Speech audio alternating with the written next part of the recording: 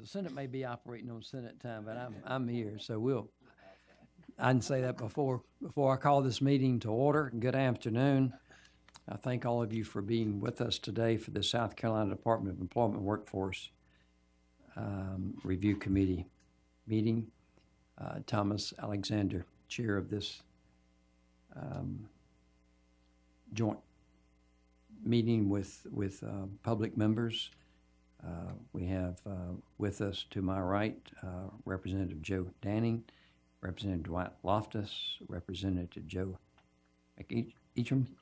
Yeah, and actually I did that in reverse order, so we started at my far right with Representative Danning coming forward, and then Jamie Golden, and got Miss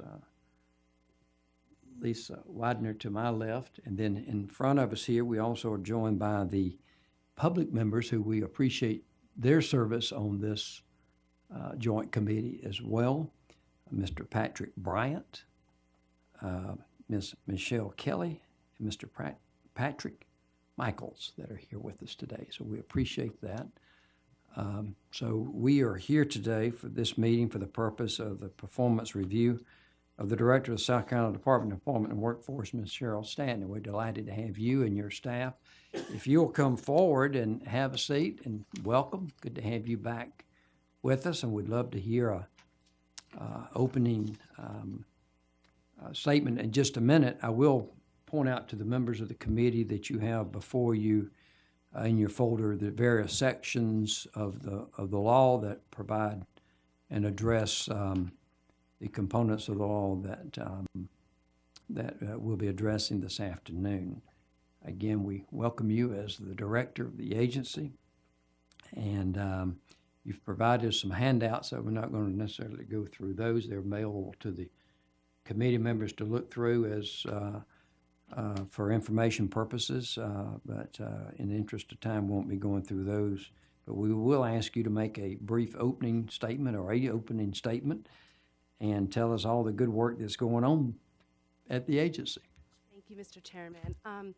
My name is Cheryl Stanton, and I appreciate you having me here today. I do want to say a special thank you to this committee. It was about 4 years ago this month that I came before you all to interview, and some of you and some of your predecessors had the confidence to give my name, amongst others, to the governor at that time for this position. So I look forward to walking through some of this material with you. Yes, sir. Is that better? Walking through some of this material with you, and hopefully it will make you proud. I will tell you that this is not just my work. This is the work of a lot of very, very hardworking employees of the Department of Employment and Workforce, and frankly of our workforce system across the state. I do have a lot of material in here. I'm happy to walk through some of this. We did speak with either Mark or I spoke with many of you on this committee the last few days and heard what you were interested in talking about. That's incorporated in these slides. So I'm happy to walk through the slides or to just kind of answer questions and go through things. I will say I'm very proud of the fact that when I started, I know that the big concern was unemployment insurance. We were in a crisis mode where we felt like, or we were hundreds of millions of dollars in debt to the federal government. I'm proud to say that over the last 4 years, we have not only paid off that debt, but we are now at a point where we have a reserve as of April 30th of over $590 million in the trust fund balance. And I know Representative Danning, you've asked about how that happened, and I look forward to talking through that with you today. We also got under control some of the benefits issues. I know at the time your offices were getting a lot of calls about claims and the problems with claims. And my sense is we still do get occasional constituent concerns, but we did a lot of work to make ourselves timely in getting payments out, but also doing a better job of getting the right decision up front so that people got the checks when they should, but businesses did not get charged for claims they should not. We also did a lot of work on overpayments, and in the last 4 years, we have recovered far more in overpayments than we've detected going out, really making a dent in that. But we also did a lot of work in trying to keep those overpayments from going out in the first instance, and we can talk about some of those strategies today. But a couple years ago, we really turned to the workforce, and if you look at that first slide, you will see since June of 13, the unemployment rate has dropped from 8.1% to 4.4%.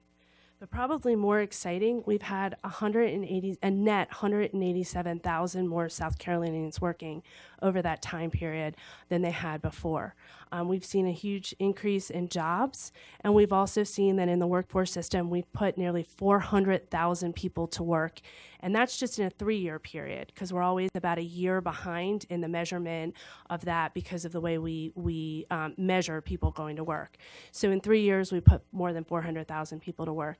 And now we're looking at how we move our workforce forward.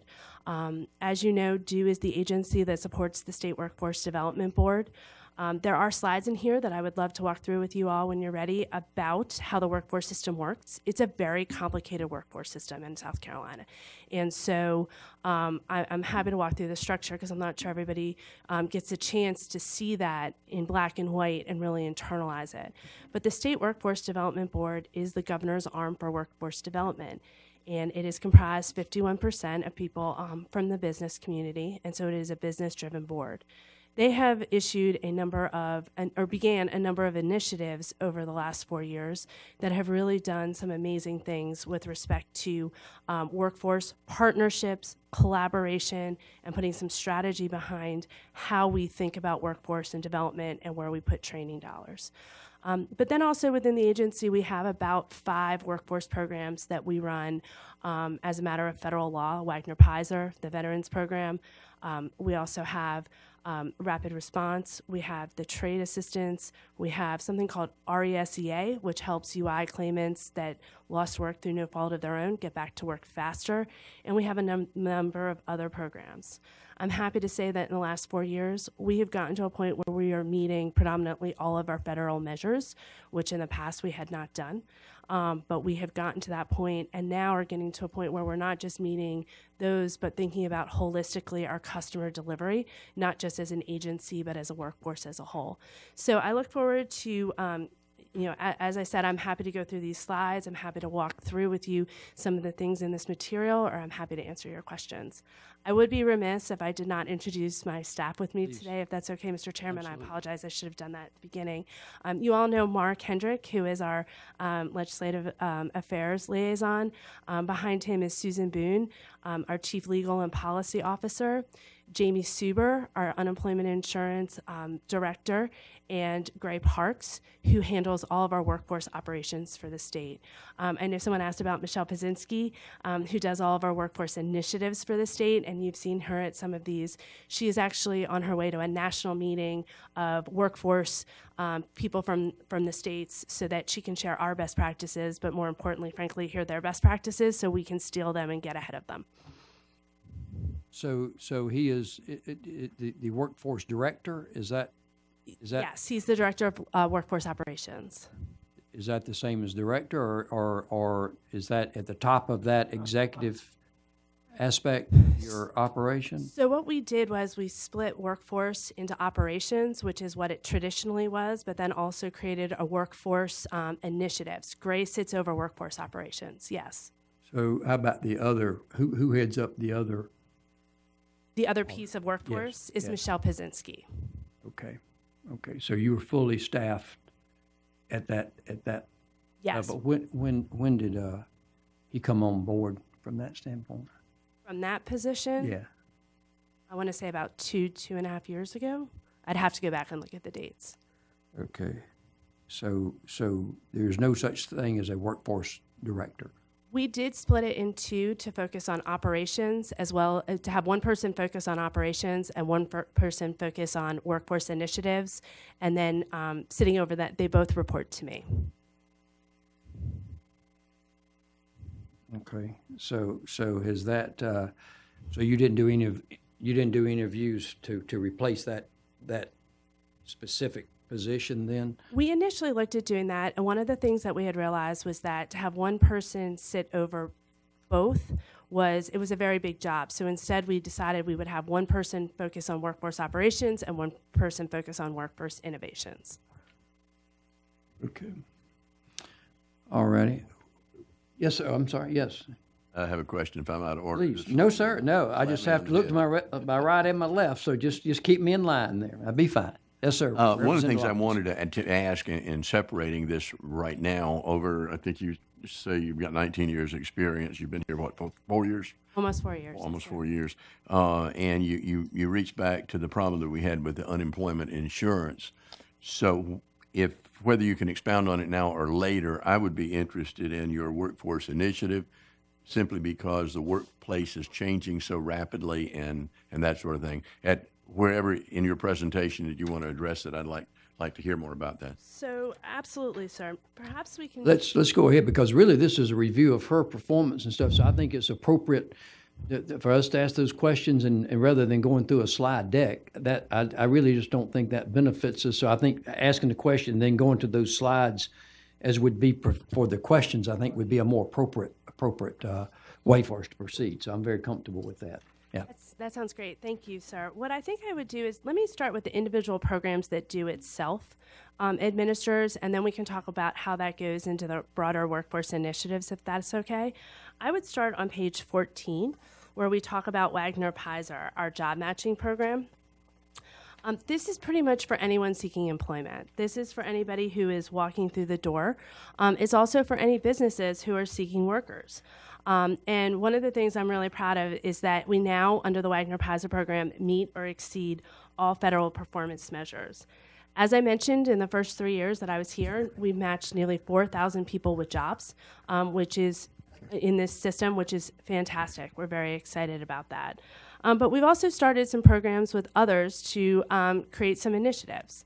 The first is the Back to Work program with Transitions and the United Methodist Church here in Columbia. That's where we've taken some of our hardest to serve population, the homeless who are trying to transition back into full-time housing. And we have put them through a 5-week boot camp to try and help them get their lives back in order and to get jobs. I'm proud to say we have a 75% placement rate for graduates of that program. Similarly, we have started a Second Chance program through the Wagner Pizer grant with the Department of Corrections and Brian Sterling, who has been a terrific partner. What we did was about 2+ years ago, we put someone behind the wire full-time to work with people at the Manning Work Release Program, facility, to work with them for about 60 days prior to their leaving being released. What we have found in that time period is that we have almost a 75% of the people who have gone through that program show that they have earned wages and gone to work. That's been so successful, we've gone ahead and added that to one of the women's facilities here in Columbia, and that started this month, so we look forward to seeing similar results there. The second major workforce program that Do It Self administers is our veterans. We serve veterans who were on active duty for 180 days or more and have an honorable discharge, as well as their spouses or the spouses of anybody who was missing in action or killed in action. We have helped over 7,000 people find employment in 1 year period alone, veterans and their spouses in 1 year alone. But again, this was done with a lot of partnerships. So while we do this as a grant in our agency, we look to others such as National Guard, the Veterans Administration, Department of Social Services, Voc Rehab, and even the Department of Corrections to really focus on our veterans. We initiated Operation Palmetto Employment, which allowed us to work with the National Guard to have a one-stop website for veterans, for all military families looking for work. We had 29 job fairs just for veterans in 1 year alone, and 14 where they had priority over others. But the thing I'm probably most proud of with this is about 6 months ago, the DOL came in, Department of Labor, which is our federal oversight committee, and they did an audit of this program. And they didn't have any findings, they didn't have any observations, they didn't have any recommendations. All they said was, you have a lot of best practices. And they have asked us to they view us as one of the gold standards in the country in terms of our veterans program, and have asked us to give technical assistance and support to other states. It is an improvement over 4 years ago. When I came in, we weren't meeting our measurements, we weren't focusing on that population the way we should have, and now we are. The next is the trade adjustment assistance on slide 16. And Yeah. Yes, sir. Senator. yes, sir. Thank you and welcome. I want to go back to a couple of comments about those for correction. Yes. Your numbers for placement, because I've been working with probation and parole and trying to some of those persons who have maxed out, and when they do the application, there's a problem with the application because once they see they've been incarcerated, in many cases they won't hire 'em. And so even if there is an expungement that takes place, and they can still find out about it. And if you say you have not, although you've been expunged, they're going to say no. So tell me what we're doing to try to, in the world of works, to get make those lives whole and get them back to work, and the kind of jobs and success we've had with those who came out of Department of Correction. Absolutely. It is a challenge because there are some employers that either for regulatory reasons or because their legal department won't allow them to hire ex-offenders. But we are learning that there are a number of employers across the state that will give people a second chance.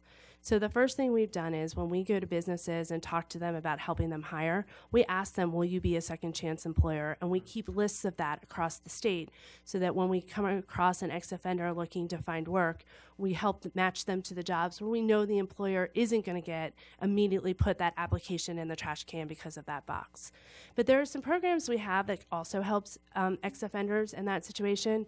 The first is the Work Opportunity Tax Credit, which we can talk about in a bit. That is a program where employers can get tax credits on their payroll taxes if they hire individuals with certain barriers to employment. One of those is the ex-offender is considered a barrier to employment. So we help educate the job seeker that they can go and sell themselves, that the employer can get a tax credit if they give them a second chance, and that there's federal bonding that's like an insurance program that can help that individual get a second chance. Then what we do is we spend a lot of time with the individuals and help them learn how to have frank discussions about what happened and why it's worthwhile for businesses to take a chance on them. Because in some instances, we're getting reports back from businesses that their ex-offenders are their hardest workers because they have the most to lose, and so they're willing to work really hard. So it is a challenge, but I think it's a challenge that as we work together, we can get past it. And we do partner with at the local level, we do partner with certain jails to try and help. I did not mention that we also are working with the U.S. Attorney's Office and have done specific job fairs and similar programs with them. But we're very focused on this population because as the unemployment rate drops so drastically, which is a positive problem, we know that businesses are struggling to find employers. And the manufacturing industry has been really, really pushing for more folks to go to technical school and then route themselves into the workforce. What about some ex-offenders and them being able to go to tech school, either quick job or just doing a 2-year program and then getting into school, and some who may even want to, upon completion, get a job and then continue to go to school? What's been your success rate or your experience with that? So one of the things that Director Sterling is trying to do is actually train them while they're behind the wire. And there are a couple of facilities across the state. Some have manufacturing, some have construction, some have food services. And what they're trying to do is actually train people behind the wire. Because one of the things we find is that when someone's released, the best thing to do is to try and immediately get them in a job and earning money, because if they're earning money, it allows them to put food on the table. If you have a lag where they are getting training and waiting for that paycheck, we see a little bit more. I believe Director Sterling would tell you there's more recidivism rates, but he has those statistics. I will tell you that we find we have a lot of success with construction. We have it with retail, but more food services, and to some extent with manufacturing. Thank you so much. Thank you. Okay, did you have anything else on that? As far as your veterans program as well, and I've noticed you have here in the slide, it's at 5%. Your unemployment for the state is lower than the 5%. So why are we seeing that? I mean, it looks to me like, if anything, the veterans unemployment ought to be lower than the other. So why is that? Yeah, that's a great question. And I get asked, why do people consider veteran status a barrier to employment? It tends to be two issues. The first issue is that veterans speak in military language, and they tend to write their resumes in military language. And so a lot of companies will get the resume and not understand it. It's a translation problem. That's as simple as it is. So that's part of the reason why we try and work with as many veterans as possible to help translate the skills that they learned in the military into language that civilians understand. We also have found that there are, I think that it is not a secret that we have had a little bit of a problem in this country when we're returning our vets, that some of them are not getting the mental health support that they need. And so we've also focused with making sure we partner with the VA and others to make sure we're not just focused on them getting a job, but making sure that we're taking care of all of their needs, because that all is interdependent. Does that include the Department of Mental Health? Are y'all working with the State Department of Mental Health? That is not something we have focused on. We have focused more on the Veterans Administration because we find that more veterans seem to be getting their support through that agency. But that is something we certainly can take a look at. Because my Yeah, that would be great. yeah, so because my understanding has been that really the VA in the past has not been as working on that, and that they're South Carolinians first, and so I think our Department of Mental Health has stepped up and been responsive to taking care of those needs when the VA has not. So I'm glad to hear that the VA is doing a better job. So, That's great. yes. Really stepped up and directed to speak to groups. I think that's a lot.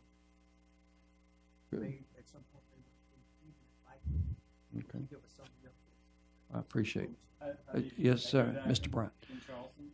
Yes, sir. Our VA is highly supportive and connected with our local as well. Great. Well, I'm glad to see their mindset's been changed, and and it's good to hear it from that private sector component as well. So, thank you, Representative Loftus. Do you have anything else?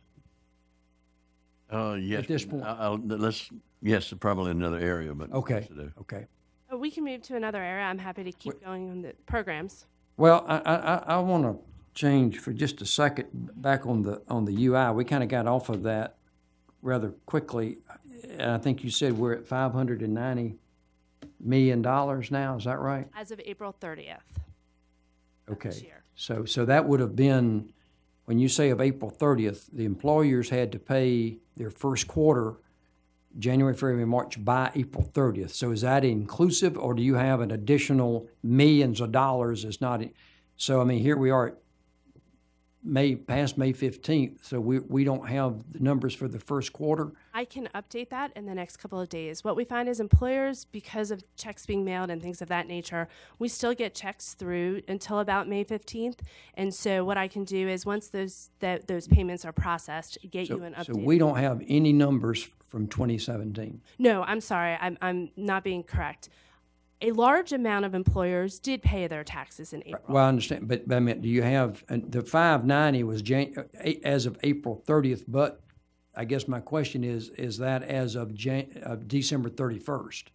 No, so April 30th would have been any taxes that were paid between January 1st and April 30th. Okay, so that is inclusive. It is inclusive, but what I'm making a distinction of is we probably did receive payments after April, or we did receive payments. Sure. They have not been processed, but I would Or they're think in process. 80%, I mean, is that included, that's included in that number? I would have to look at the 590? numbers to give you a percentage. I wouldn't want to make a guess as I sit here. I But guess where I'm going is where is it, what is the target number that you need now for us to be fully funded, and where we are with our employers and what they're paying in their tax? Because I think that the last number I remember is around 800 million for us to be fully funded, and we're in year 2, and we're already at 590 million. Yes, sir. Yeah.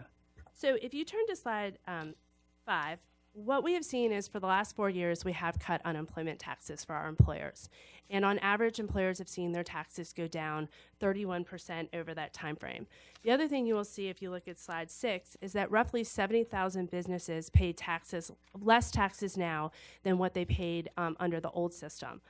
Quite a bit of our businesses are now in rate class 1 because they have a zero benefit ratio, which means they're No claims have been filed against them in the last 3 years. 3 years. Correct. If you turn to page 7, you can see the balances, and we usually look at the balances in September for 2 reasons. One, that's when about the time period that we are setting the taxes for the next year, but it's also the situation that when the taxable wages went to 14,000 under the statute passed by the General Assembly, what happened was we see the largest amount of taxes being paid in the first quarter, but we now get a large amount of taxes paid in the second quarter because for a lot of employers, their employees aren't reaching that $14,000 mark until sometime in quarter 2. And so we have here the September balances, except for the last line, which is at $590 for the end of April. What we also have done is, as you say, Mr. Chairman, we are in a 5-year rebuild to get the trust fund to the reserve level. The reserve. What is that reserve level? So the reserve level is a statutorily based formula. And the first piece of the multiplier are the last 3 worst recessions that we've had. And we look at what percentage of taxable wages were claiming benefits. Okay, so roughly 3% of people who had paid, who were taxable wages on average over those 3 recessions. The second number changes from year to year. The second number under the statute is the taxable wage base in South Carolina. And so what happens is the very first year we started rebuilding, we thought if we had applied strictly that formula, the taxable wage base was lower because as you see our employment is growing, which means more taxes. At that year, we would have only needed $785 million. When we went to set taxes for 2017, the taxable wages had grown, and so we realized we were supposed to be at $834 million. So that reserve balance is moving up over the course of the 5 years as the taxable wages grow. Our current projections of where we will need to be in 2020, which depend very greatly on what happens with taxable wages between now and then, is somewhere between $946 million and $970 million. So when we set taxes each year, we look at those different numbers, recognizing we don't want to cut taxes too drastically this year, and then in year 5 realize because the taxable wage base has gone up so much, we have to raise taxes so quickly to get back up. Part of the reason why I focused on the April 30th number is that when I say we, myself, Jamie, Erica Von Nessen, some of the others who help us set our tax rates look on a monthly basis to kind of see where we thought we would be and where we are in terms of tax collections and benefit payouts. So we did that review this week, and it appears we are on track for what we expected to collect for this year. We're a little less in benefit payouts this year than we expected, which is better than the opposite. And so we feel that we're on track for that. But this is something that we do set every year, and we do recognize that the formula in year 5 will yield a different number than the formula in year 1. So even, Mr. Chairman, Yes, sir. Senator. even with the growing of where you anticipate we're going to probably be by 2020, in most cases we probably need to revisit the law again to see whether or not we either need to increase or decrease what the employers are actually paying out. I think that was the discussion when we worked on this particular piece of legislation. And obviously, if there is a change in the law or a change in direction from the General Assembly on how we should set these taxes, we'll take that. We absolutely. But we also look to the agency to give us some kind of direction in terms of whether or not we're collecting enough or not collecting quite enough. And if we're able to know earlier, we can make those adjustments. When we began to collect, there were a large cry from a lot of employers who were not really paying their fair share, because what we heard from the agency is that the trust fund was large enough until we had to hit the recession. Mm-hmm. And so the earlier we know about where we are in the collection of the funds and what we actually need based on, like you said, the 3 times that we've had recessions. This last one, I think, was probably the worst we'd ever seen. Mm-hmm. The earlier we know about it, the better we are. I think the 940, 970 you just mentioned by 2020, I think this last recession would be paid out over $1 billion. $900 million in the highest benefit year, yes, sir. And that also include, I think, some $200 or $300 million of our own money we had. So the 940 is probably pretty close to where we are, adjusted with the census tract that shows us actually how much actual growth we had and what the new numbers are going to be as it relates to employment. And I think that's a great point. I think one of the things that the last change in the law did was that each fall the tax rate gets revisited based on the economic circumstances of that time.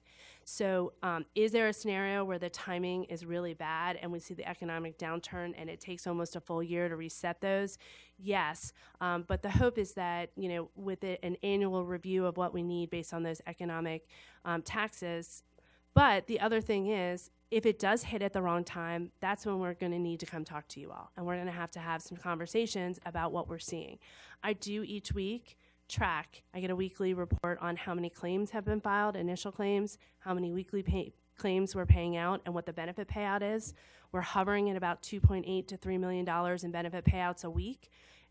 If we start to see that creep up, that's when it's time for me to come talk to you all, to the business community, and let you know that we're seeing an impact on the trust fund. I also want you to keep in mind, we're no longer growing large number of government jobs, which simply means if we lay off, there's still the probability of being able to pay into the trust fund. Mm-hmm. But we're growing private sector jobs. When they close, and there is no way to recoup those benefits. Correct. So I don't know what you do, an adjustment factor, taking that into account as you look at the market with the probability of how well a company is doing and the possibility of closure in the event if we have end it with another recession. But I hope you take that into account, and whether or not the 9.7 and 940 really makes sense, especially if there's no capability of collecting those funds to make sure we can actually pay out the benefits. And I guess where I'm coming from, if you're in April of 2017, you're at 590 million after year two, let's say, I mean, to get even to your 970, you're less than 400 million away from that with 3 years to go. So it seems like we are gouging our private employers at a rate that's not necessary to get even to that and that's the concern that I have. I think all the they had to help pay back the federal loan. Mm-hmm. So they've had that burden for 5 years, and that was the reason we went with the 5 years on the spread. Mm-hmm. On the rebuild.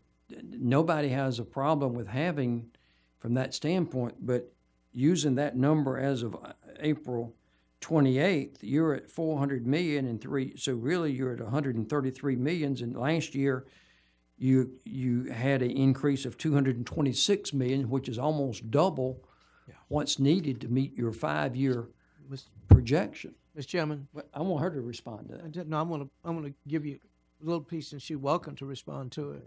I want to also remind us how many new jobs we grew and how much more industry we brought in with those jobs. That's a good point. And I think in looking at what we used last time for collection, that was based upon where we were in the job market. I think she shows some 392,000 jobs, and the projection is supposed to be 538,000 jobs by 2030, which is only 10 years later, which simply means that that's similar to the question I just asked. Right. Have we factored into the private sector part of it? Because I'm pretty sure the new payers are also paying into it, and whether or not we're growing the trust fund large enough, because if those big companies actually close, we got a problem again. Yeah. Thomas, she's welcome to answer, and thank you, Mr. Yes, Chairman. sir. Thank you. So to your point, Senator Scott, we do each year look at the taxable wage base for the entire state, and based on consultation with the Congressional Budget Office and the Department of Labor, try to project where we see the growth will be over the next year so that we take that into account both in terms of the rates and what we seek to collect from employers, as well as the amount of potential benefits we would pay out if there was a sudden economic downturn like there was in 2008. Senator Alexander, your question about how we set the rates, you're absolutely right. And so one of the things that we do is each year, and I don't have the statistics in front of me, but what we do is we break it down into the amount that we would project we would have in benefits. And this year, I believe we thought benefits would be somewhere between $210 and $220 million in payout. And we also look at how much we think we would need to rebuild, or how much we would are putting aside to rebuild the trust fund. This year, we're projecting to put about $140 million into the trust fund on the reserve side. One of the things I will remind you is September is always about the highest our trust fund is going to be for a year. Because what happens is we do collect some taxes from October through March, but we find the bulk of the taxes come in April through September. But it doesn't mean we don't stop paying benefits I understand for that. the rest of the year. And so that's why there is some fluctuation where it looks like the trust fund gets very large at one point, but then it gets eaten into until we get that next influx. So if you assume 136 or about 140 on top of the 580, we would imagine that we'll be somewhere between 650 and 700, and then we will start to reduce that down from benefits. And then we'll look again, and we'll have 3 more years to collect about another 300 million. Okay, okay. I'm sure we'll meet again before you do that September thing. Yeah. Sir, Representative. Let me ask him, show my ignorance here. I'm a new company coming in. I got 500 employees. What factors establishes my rate? Under the statute, and as it's statutorily said, all new employers are placed into rate class 12. And that's by statute. Okay. Is there, as the employment picture changes from, let's say, more automation, less manual work, does that affect the payout of claims? I mean, a desk worker can have a claim. I understand that, but we have not done that analysis that way. What we did find was in the last recession, I don't think any one industry was hit more than others. I think it was a pretty across the board, and to some extent, financial services was hit pretty. Bankers were hit pretty hard, local bankers as well. And so, to that extent, really, the analysis that's set by statute is to look at the total wage base and do it that way. Other questions at this point? I do have one. Yes, sir. Your rate of growth, and I know recessions will dip down, and we've got a problem with that, but what kind of rate of growth, as far as employers paying into this, do you expect, or is a reasonable amount to expect? So what we do is at the beginning of in August, when we begin our consultation with the Congressional Budget Office and the Department of Labor, the first thing we do is we try and project what we think the benefit payout will be that next year, as well as how much we would have to put in reserves in order to build up the trust fund to the reserve level. So first we decide how much we're going to collect. That is in part set by what we think we look at what the wage growth has been historically to set that. And so when we do that, we're still making some projections because census data trying to identify what the taxable wage base is. But we identify that taxable wage base looking backwards and try to project it going forward. So I'm not sure I'm answering your question, but in terms of growth, when we're trying to set the taxable wage base that we're going to collect off of, both in trying to predict what benefit claims will look like, as well as where the reserve needs to be, it's actually something we look backwards on. Does that answer your question? That's how a lot of insurance is calculated anyway, backwards. Yes, sir. Okay. And certainly you and the agency have had some great accomplishments during your tenure and stuff. What is the biggest challenge that you're facing today? Clearly, it's on the workforce side. Clearly, our biggest challenge right now is making sure that we as a state are making good decisions about where we put our dollars in training and where we, who we train and how we get job seekers ready, not just for sustainable wages, but I think, Senator Scott, you and I talked about this, not getting stuck in a job, but being able to build on that over the course of a career. One of the things that we have done about 2.5 years ago, I went to Governor Haley and I said, ma'am, I think we need to start an initiative called Sector Strategies. I think we need to bring stakeholders to the table and build what I would call a supply chain of people. Our businesses have supply chains of products and pieces and parts. Why don't we have a supply chain, a talent pipeline? She agreed, and so the State Workforce Development Board approved a project where we brought in someone to bring all of the state agencies, workforce folks, educators. This is an initiative that involves K through 12. Molly Spearman is a champion. It involves local and state economic developers. Bobby Hitt is a champion. It involves our training providers. The State Tech Board has been a champion. Do is a champion, and this past week I met with the interim director at the Commission for Higher Education, and Director Schultz told me that they immediately want to be a champion. And what we did was we brought people together, and we did 3 things in the first phase of this. The first thing we did was we identified what our growth sectors are in this state. And data consultants from all 4 agencies came together and then presented to the larger state leadership team, which also included businesses, some ideas of what sectors could be included. Not surprisingly, diverse manufacturing was in there. Not surprisingly, healthcare was in there. And not surprisingly, IT and business services was in there. There was also some discussion about some others, and Secretary Hitt said, I need you to include construction. As I bring more people in, we need to build more sites. So if you could include construction, that would be good. The local economic developers told us we need transportation, distribution, and logistics. As we bring in the manufacturers, we have to move the product. So that was done, and we've identified those sectors. The next thing we did was we went and we looked at the same data consultants looked at data. They looked at commuting patterns, they looked at where jobs were, they looked at where people lived, they looked at where the technical college boundaries were, they looked at a number of things and recommended that we identify 4 regions in our state geographically so that we start looking at regional workforce development and not just on the complete local level. We did not do away with local workforce boards, and they still make their decisions at the local workforce area. This is just an add-on to start thinking in a bigger picture and to not be narrow about the lines. Those regional regions then created their own leadership teams, again, K through 12, training providers, tech college representation, local economic developers, some businesses, workforce development folks. And they came together and each region did a SWOT analysis. They looked at their strengths, their weaknesses, their opportunities, and their threats. What did they need to do to make their region stronger in terms of workforce and building that talent pipeline? We have moved to phase 2, where what we're doing at the state level is we are doing, and I've heard a lot of us talk about this, and I'll give you some examples. We are taking that data, and we're taking the data we have, and we're trying to take a look at what is our supply and what is our demand in terms of jobs. If you turn to slide 25, you'll see very basic, high-level initial of what we're doing. The data teams have come together and are looking within those sectors of what are the high-growth positions within those sectors. What do we see from completer data that we have, either from CHE or the Tech College system or other data in terms of who's going through the programs and how many jobs do we think we're going to have there, and where's the gap? So we can start making better decisions of making sure we're training people for the jobs that are coming. Some of this is going to involve, once we have it we're in the middle of this, so I don't have a report to give you or a readout.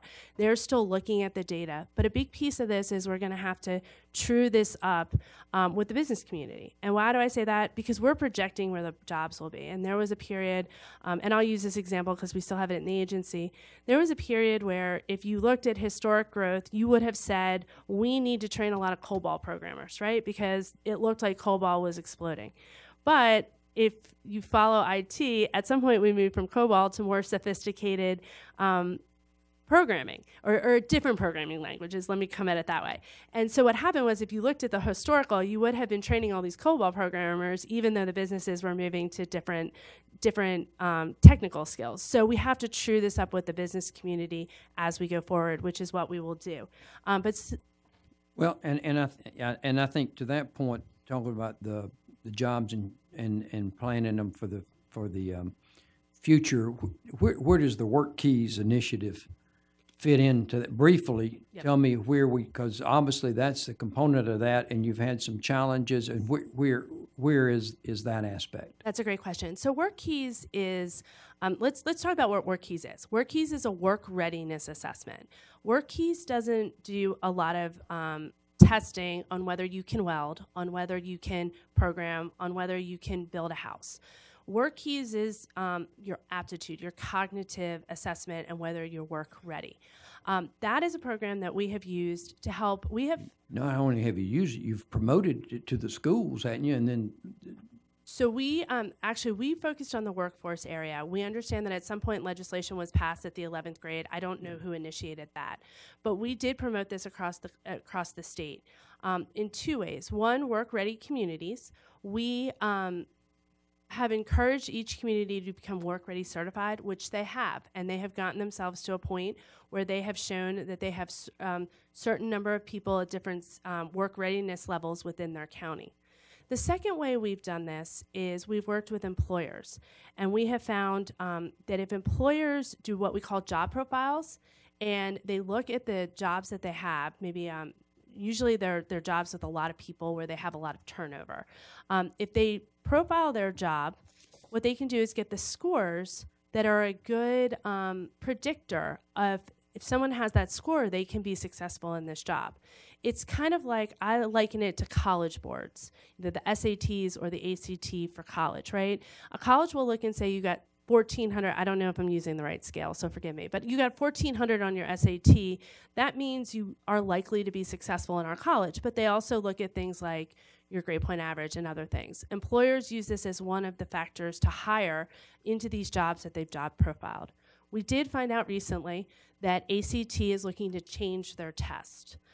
They did this not in consultation with us, and they are looking to change how they test individuals.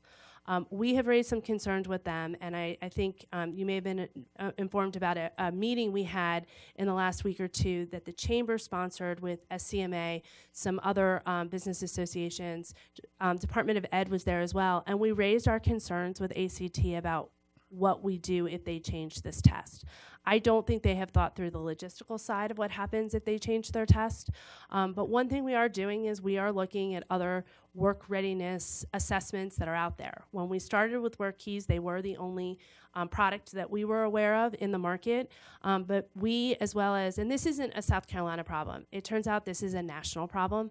We are in contact with and work with states, other states who use WorkKeys, either as a state or in some geography within the state, and we're finding that this is a frustration that is shared by others, and that others are looking at a market analysis as well. Okay, thank you. And to our point, Mr. Chairman, I'm sorry, Senator Scott, I didn't mean to interrupt you. To our point, we will continue to have you all, including Representative Forrester, who has been really integral to the ACT initiative, your office, the business community. What we do with this test will not be a due decision. What we do with this test has to be a state decision, with education, with the business community, with you all involved. So I want you all to know, and if there are those of you who want to be kept in the loop on where we're going with this and invited to meetings, the more we welcome more input on this than less, and we're happy to keep you in the loop. Okay, Senator from Richland, and then Representative McEachum, and then Representative Loftus. Yes, ma'am. I want to go back and talk a little bit about physical location Yes. for workforce centers when you guys have begun to. If you're gonna do that, I think his is related to her. Okay, her that's response. fine. Let me do that, Representative. Is yours related to her on the work case? Okay, go ahead. Sure. Okay, please, go, Mr. Bryant, yeah. Hit that green button there, please. There we go. Yeah, thank you. But in Charleston, we have a very robust apprenticeship program that is on fire right now. I just left a meeting from that, and additionally, the Chamber has done a tremendous amount of work on gap skills analysis. Yes. And so, are you connecting with those business sectors on that way? Yes. Okay. And so they're involved in the regional, I think if I remember correctly in my understanding of talking with them, they've done it more on an MSA level, and the region that Charleston is a little broader from the sector strategies, but they are at the table as we're talking at the regional level on these issues. Right. Thank you. Thank you. Thank you. Senator Scott. I'm going to pick up right from the regional strategy back into a question I wanted to ask. I think 2 years ago we relocated some centers, and there were some partnerships, especially in rural communities, so that those who were unemployed could actually go in those centers in order to register for either unemployment compensation or begin to look at some jobs on the local. And then I think also it ended up becoming a regional concept. Now, how's all of this tying back into those particular areas that would have high percentage, although our percentage are low, because the unemployment is an average. Those who have high percentage of unemployment, especially when it comes down to having conversation with companies, need to physically locate so we can move those high unemployment areas, such as in Williamsburg counties and all those kinds of counties, so that there is communication between workforce investment, commerce, and the intake system to make sure we're actually measuring the numbers of unemployed persons and those who are capable of being retrained to go back into the job force. I appreciate you asking that question because I think I conflated two issues. They did do that 4 years ago, right before I got here. And what happened was, what I'm talking about with this regional concept is more for planning purposes. It's not where the offices are located. It is not where we're providing on-the-ground services. It's more of workforce kind of policy making, workforce strategy, and kind of training programs. If you turn to slide 9, I do want to talk a little bit about the SC Work Centers and how they are, we're talking about the workforce system as a whole, but also where the centers are and why they're at where they're at. Workforce in South Carolina is very decentralized, as I hope these next couple slides can help you see. Sitting at the top, we have the governor, who is, the Department of Employment and Workforce does report into the governor. Similarly, the State Workforce Development Board does report into the governor. The State Workforce Development Board then also provides guidance and oversight to the local workforce boards. But as you can see on this chart on slide 9, the local workforce boards actually report to local chief elected officials. Those are typically your county councilman, a chair of county council.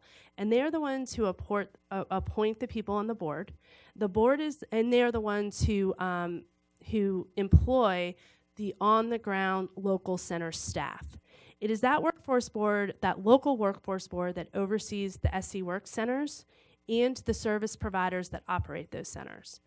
I say that because about 5 or 6 years ago, before I got here, I believe, as I understand it, as a result of a Legislative Audit Council recommendation, responsibility for those local centers was turned back to the local workforce board. So the local workforce boards decide where the centers are going to be. If you turn to slide 13, you will see that within each of those local workforce centers, particularly the comprehensive centers, there are a number of different partners in that center, partner programs, whether it's the local Workforce Investment Act program that the local areas run, Wagner-Pizer that we run, TAA, UI, and veterans that we run. But Voc Rehab is also a partner, DSS is a partner, Adult Ed is a partner, and you will often find other partners like Goodwill or other CBOs depending on the center. So where the workforce board, where SC Work Centers are located is decided by that local workforce board, and we as a partner can sometimes have a say in it, but we only have a say amongst all of these voices. That being said, I do want to show you slide 10, which will show you not only the 13 full service centers across the state, but all of the satellite offices that we have across the state where people can come in and get job services support. Mm-hmm. The other thing that happens is that we have a resource center in every one of these centers. What they did about 4.5 years ago is they moved from you having to come in and physically fill out a piece of paper to file for unemployment to where you can do it on a computer, or if you don't have computer access, you can pick up the phone and call. Okay. So it's more of a call center model. And what that did was people who already were low on funds don't have to pay to drive somewhere. They don't have to sit for hours in a center waiting their turn. There's a lot of self-service aspect to this, but with support on the phone if they need it. But we also have people come into the work centers, and about 20% or so of people who file UI claims each week come into that resource center in the SC Work Center, and the workforce specialists who monitor that workforce area, or that resource center, can help them if they're having problems with the computer, or they have a phone where we can pick up and call the call center and get help. That's really helpful for us because sometimes those folks who are coming in are not computer literate. Right. And it helps us immediately then say to them, hey, can we help you with your work search? Can we help you? If you're struggling with the computer, either one-on-one assistance right there and then, or referring them to one of our computer skill workshops so we can work on their computer skills. So it's a hook to get them into that workforce system. So I know I threw a lot in there, but really what we've tried to do is maximize individuals' time so they're spending less time waiting around to file an unemployment claim, and we can focus them on getting that done, getting what they need to, and then focusing them on looking for jobs. Thank you. I've got several, and then I really want us to get back to focusing on the purpose of this being a review of you today. Okay. I mean, I want to go ahead and take these other questions on the programs, and that all is under your preview. But again, this is about your job performance. Representative Beecham. Thank you. Stanton, you have touched on these, and I just want to kind of go back a little bit. I know we talked a lot about workforce readiness, but what the employers themselves, and you're looking at that aspect of them, what are some of the challenges that they are telling you about? I know, like insurance premiums, those kind of issues, because they're the one feeding into them. What are the challenges that they are sharing with you, and that maybe we hadn't taken up so far?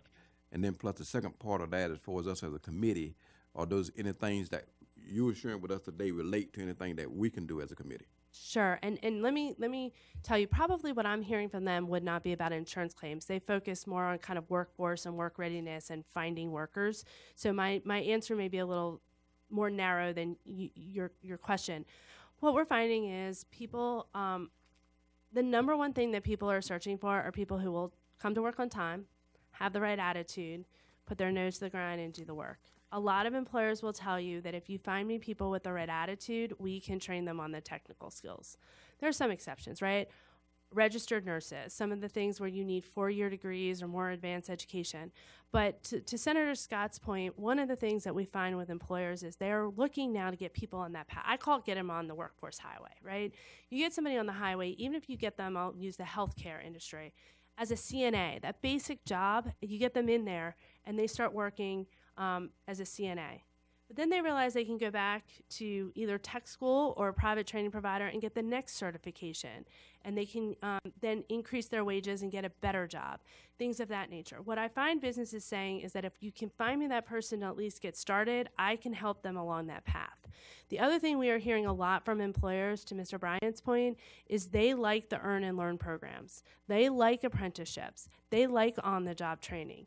They like this concept where they get to try workers and teach them on the job, and if it's not working, then it's not working, but they find it has a very high success rate if they use these programs. So I think, as a state, the things we want to keep promoting and we want to keep working on are these on-the-job training and these apprenticeship type programs.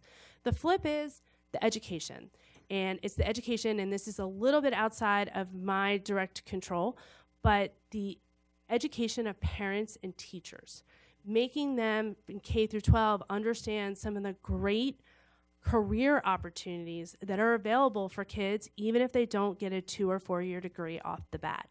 If they get that certificate while still in high school, if they get that certificate shortly after leaving high school, then what they can do is immediately get into jobs and start making money. And then if they want to go back and get more certificates in education, they can over time. I know one of the initiatives that has been encouraged is the Be Pro, Be Proud. And that is a really great initiative where it would be in some ways a marketing effort, but an effort particularly to get to some of our rural communities and some of the schools where they don't have a Boeing down the street where they can bring kids in and see what the floor looks like. It's a truck that would go into the community and show the kids, and more importantly the parents and the teachers, some of the great equipment and how sophisticated that equipment is as a recruitment tool to get kids interested in it. Representative Loftus. Did that finish? That took care of both of your questions, I believe. Thank you, Mr. Chairman. Well, I'm going to go back to the employer themselves, and we was talking about the rates and trying to achieve the reserve fund, those kind of things. I want to be a little more specific in those areas as far as the rate that you had shared with us that we have today. And then a couple of them, you had a couple of moving targets in there. Yeah. Just for the employer perspective, are they comfortable with these? I mean, are they those kind of issues when I'm looking at? So, and I apologize. I thought you were talking about workforce. Okay. I didn't realize you were talking about I said we're doing a good job of workforce readiness. I just want to kind of look over in that area. So last fall when the rates came out, there were a lot of questions about how the taxes got set. And we did in November have a hearing with the LCI Subcommittee for Labor and Employment and walked through how those taxes were set. You typically do hear a lot of questions from certain communities within the employer about how are these taxes set and, We walked through it with them, explained how we got to the decisions we got to. I have not heard a lot since then. I don't know if others of the committee have, but we're happy to walk through that analysis again with you or with your constituents. We are very transparent in how we set the taxes, and it is based on projections. So we are trying to read a little bit into a crystal ball, but we're very conscious of the fact that we don't want to overtax our employers. It is a balance of making sure we don't overtax our employers so that we impede growth, but also, to Senator Scott's point, make sure we have enough in the reserve that we never go back to borrowing again. That's the mandate I've been given. And the third piece of it is we don't want to rebuild the trust fund in such a way that in year 5, all of a sudden we have that moment where we say there's a huge gap from where we were, where we are and where we need to be. So we have to raise taxes to close that gap. So there's a lot of factors that go into that. But since we had that dialogue in November walking through the tax rate setting, I have not heard a lot of questions. President Loftus. I have Then- several. then Mr. Meyer. I have several questions, but the first one, and then I want to touch on, and then I want to go to the future goals and some of the work you're doing right there.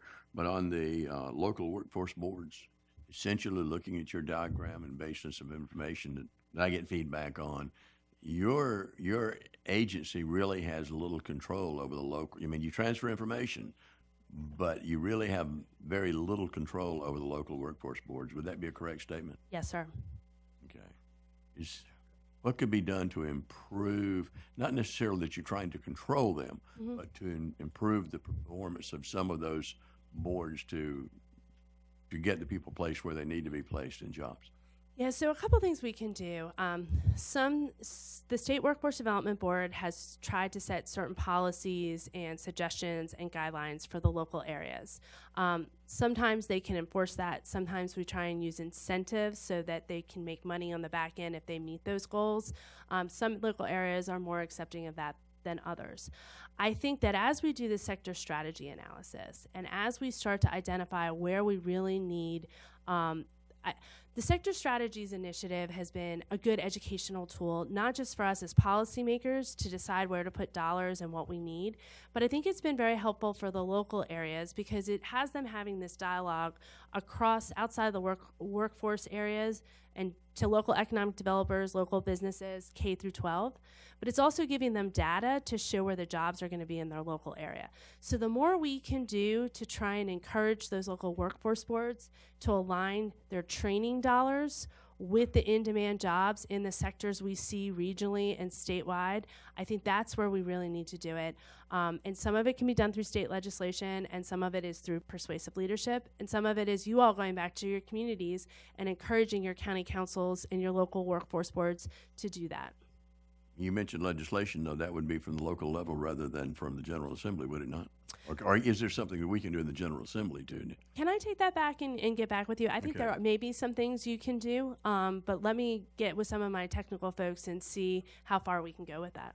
And I want to move back to the, actually to page 23. You talked about the identifying where the job sectors are and so forth. I know that Department of Commerce was looking at, I think they put out an RFP. I think you guys may have done the same thing, or I don't know if you're working together. I know Chimera was one of the companies that may have submitted an RFP. It's an analytical company that can go to the zip codes. Where is that at? Is it in force right now, or are you using that data, or what? So that is that RFP, I believe. I am not sure where that RFP stands right now. I am aware of that RFP. I'm also aware of that product. That product can be very helpful as a predictive tool. Here's what that product does. That product takes publicly available data and applies an algorithm to it. Mm-hmm. We don't know what that algorithm is. That's their proprietary algorithm. Right. And so it, again, is I shouldn't say just, it's projections. And it's better projections, and it still helps us, but it's projections. But it also identifies current situations plus the projections, correct? Yes, sir. It absolutely does. What we used a similar tool when we were doing as we're doing the data analytics for sector strategies. I don't remember which tool. There are several tools in that space. I don't know which tool we used at the Sector Strategies, but it was a similar concept where you take publicly available information, they apply their proprietary algorithm and help us get it down more to zip code level and things of that nature. And I think what we're doing as a state is trying to figure out which tool going forward we want to have as our official tool. And my understanding is that's where we are with that RFP. Okay, when do you anticipate maybe being able to utilize that information, or when that's consummated? So we are using a different tool right now. So it's not that we're not using one of those tools. I think the RFP will just tell us if we're going to change tools in the future. And I don't have the dates on that, but I can get those for you. In early conversation I'd had with you, my concern is the importance of sharing that information with not only tech schools, but actually K-12. And that's why the state data team that is working on sector strategies has data consultants not only from DO and Commerce, but also from the Tech College and from the Department of Education. So all 4 agencies and now CHE. Actually, CHE was involved with that all along. So we are making sure that we are trying to be inclusive in terms of not just having 1 or 2 agencies analyze this data, but having everybody talk to one another on it. Right. The other thing I'm glad to see is on page 23, you're talking about, and this is along with the Chamber's goals, you're talking about K-12 students. And I realize a lot of your emphasis, most of your emphasis, is going to be on the working age adult out there in training and retraining and finding jobs. But so much now in the career and technology program, those students can actually get that work-ready certificate, and that's I'm on an EOC, so that's something that we are pushing toward. The other thing is competency-based learning, so that they're competent in some skills getting out. So that's in its infancy in South Carolina right now, but we'd like to see that pursued. Also, the computer science bill, I think it's in the Senate now, Senator, but the whole idea there is to follow an Arkansas model that starts in the K grades.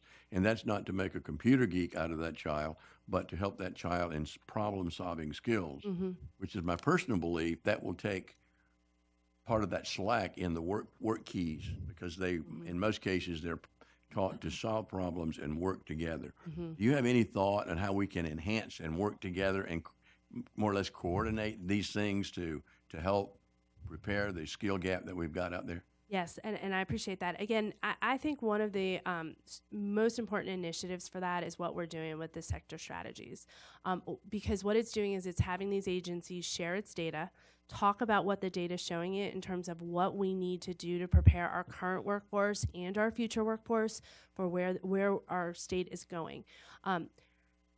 I am very cautious about, Superintendent Spearman and her team and, educators. I'm not going to get in their space and tell them how to do it, but I think what Sector Strategies does is it brings us all together to talk about where we're all trying to go, and then each facet, program, agency, however you want to break it down, can take that back and figure out the best way to do it for the population they serve. So I'm fully supportive of what you're talking about, and I think that Sector Strategies will help do that. I appreciate you pointing out slide 23. I wanted to compare slide 23 to slide 22. Slide 22 are the workforce initiatives that the State Workforce Development Board has funded for the current program year. Slide 23 does show, as you point out, some of the these are the Chamber's 2025 goals for high school, essentially, and above. They have some others for K through 12 that I did not include. But if you can see the alignment happening. Both emphasize heavily increasing certificates, K through 12, either certificates, 2- and 4-year degrees, and training in these industries that we've identified with sector strategies. Both of these highly, highly emphasize apprenticeship programs. And so what we really are, and it talks about a work readiness tool. And to Senator Alexander's point, whether it's ACT going forward or another workforce assessment tool that as a state we decide we want to move towards.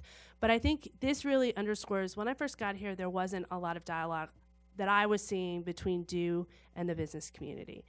There wasn't a lot of alignment of what the business community wanted to see happen in workforce and what was happening in workforce. So I'm really proud that through a lot of outreach, a lot of coordination, the the State Chamber of Commerce has asked me to serve on their workforce board, which I have for the last couple of years. That helps heighten the alignment and make sure that we're all working towards the same goals. And I think as we go through the sector strategy initiative and we go through some of the other initiatives we're doing as a state, that will continue to heighten, not just for adults, but K through 12 as well, and perhaps even younger. Because those students in K-12 are possibly 2 years away from on the job if we move to a certificate, a qualified certificate program for them.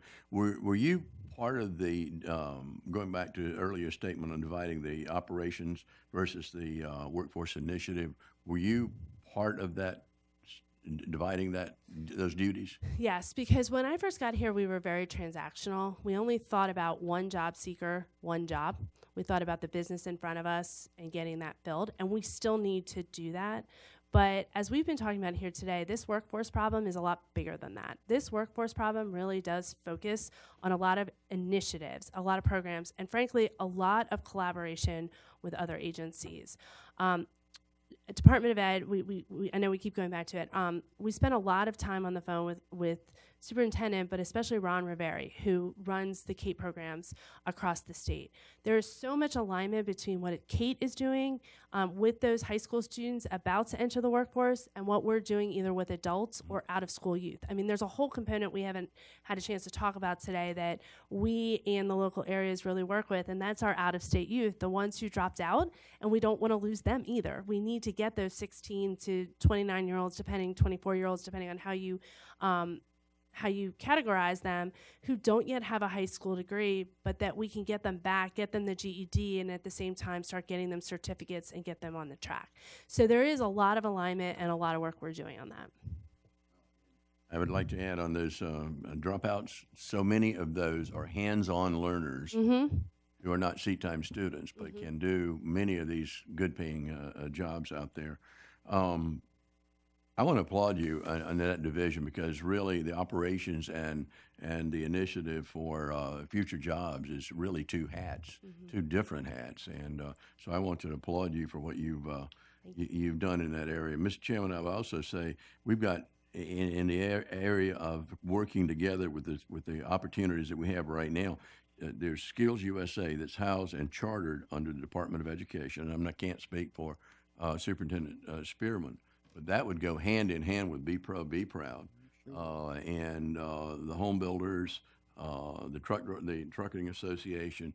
And a few years ago, I served on that board, and it wasn't active as it should have been. But they've got a new director right now. That may be an opportunity for us to need to plug them in. Yeah, Absolutely. we do. Thank you.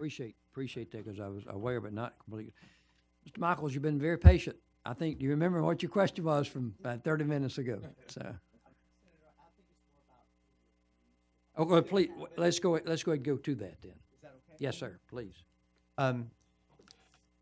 For those of you who don't know, I'm a state workforce development board member. I'm also a Greenville County local workforce development board member. And one of the things I have been for a number of years, and one of the things I notice is the things that we focus on and the things that we talk about are super different now than they used to be.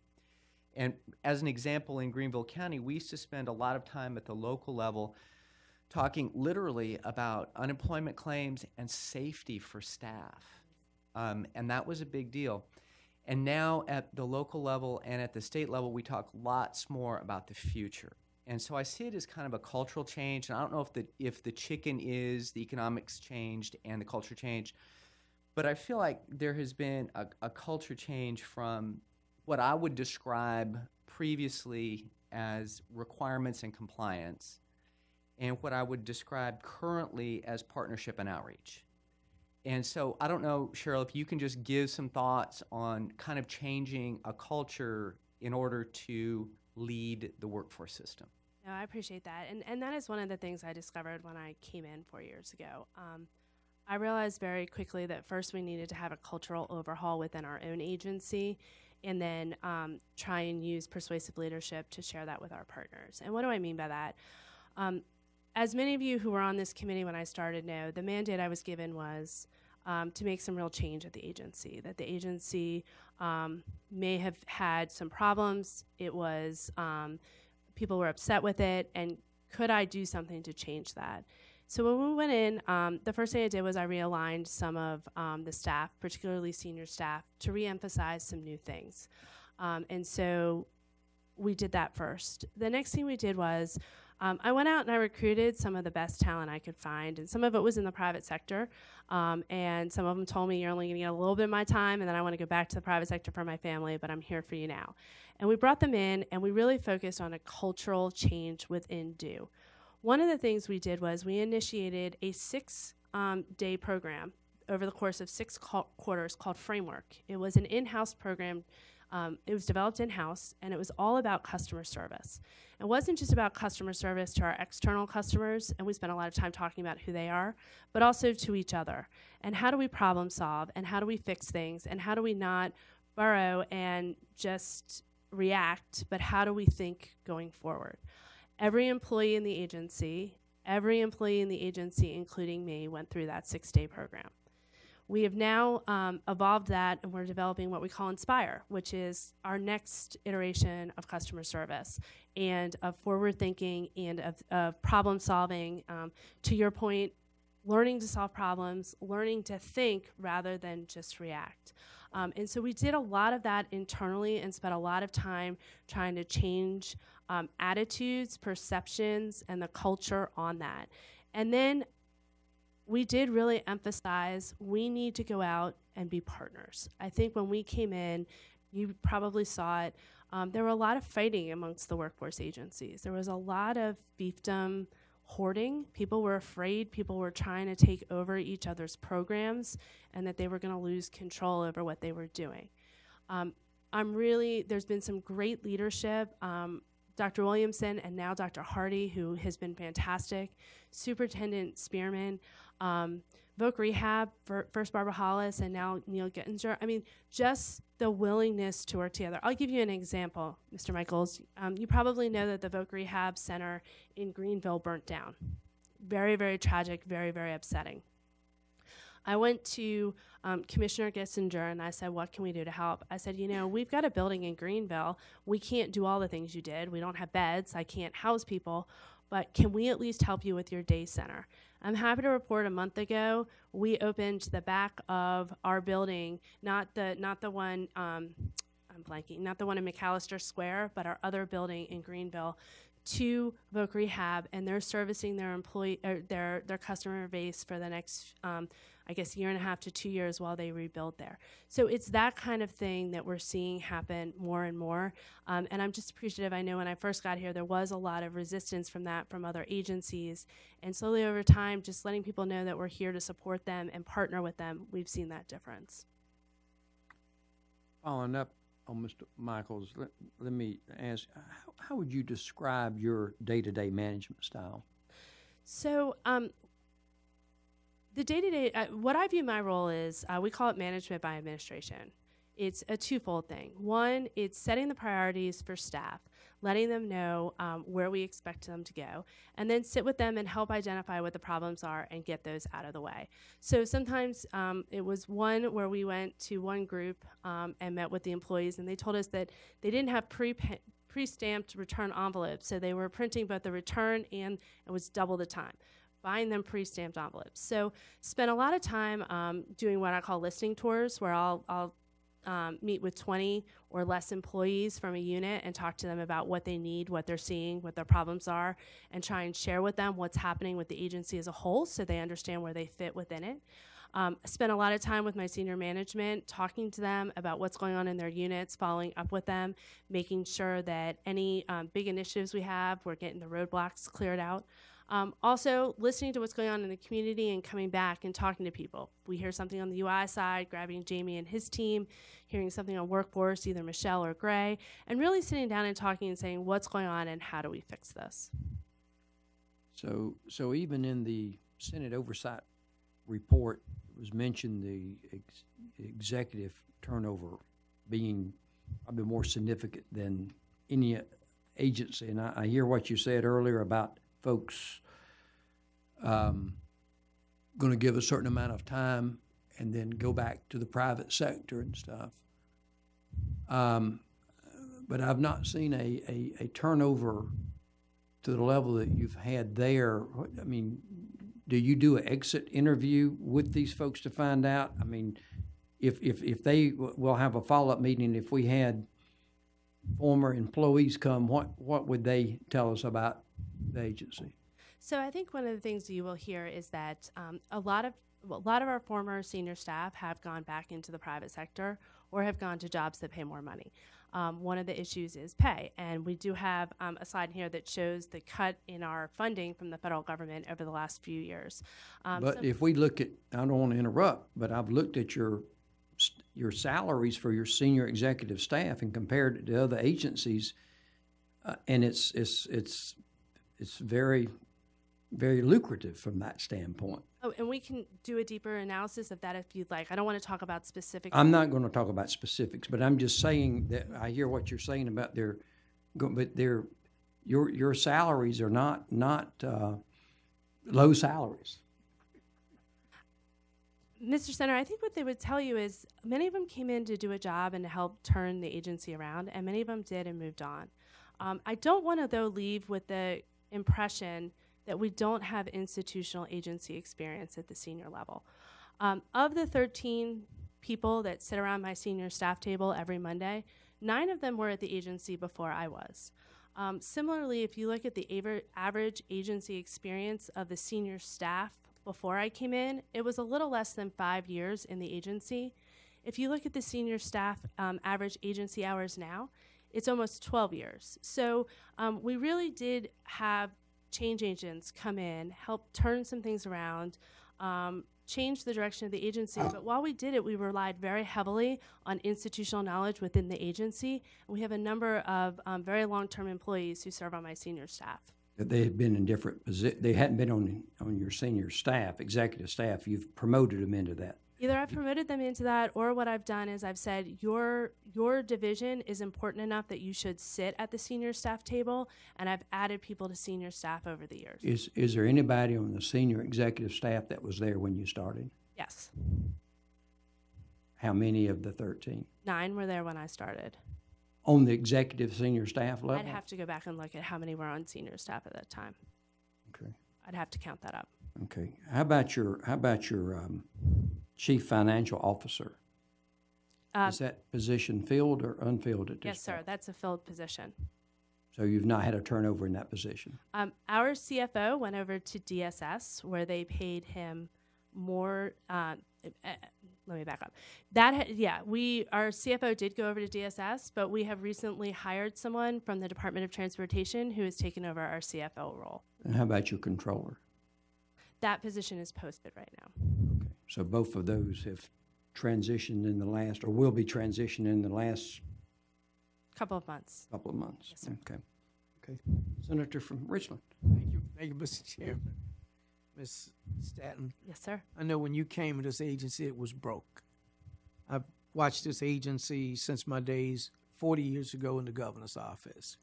I do know that based upon where the system was and some of the issues, especially after all of the funds that we borrowed to try to rebuild the system, we had some major concerns when we even interviewed you coming in for this job. I think some of the tougher questions that we asked, if I'm not mistaken, I think one of mine was your legal background because you are attorney by trade. I think you were coming out of New York. I kind of remember your resume because in the end I was very, very impressed with what you had done in it. Would you just talk to us a little bit about what you faced and what you had to do to turn this agency around? There was a tremendous loud cry at the time when we had to borrow that money and fix all the problems.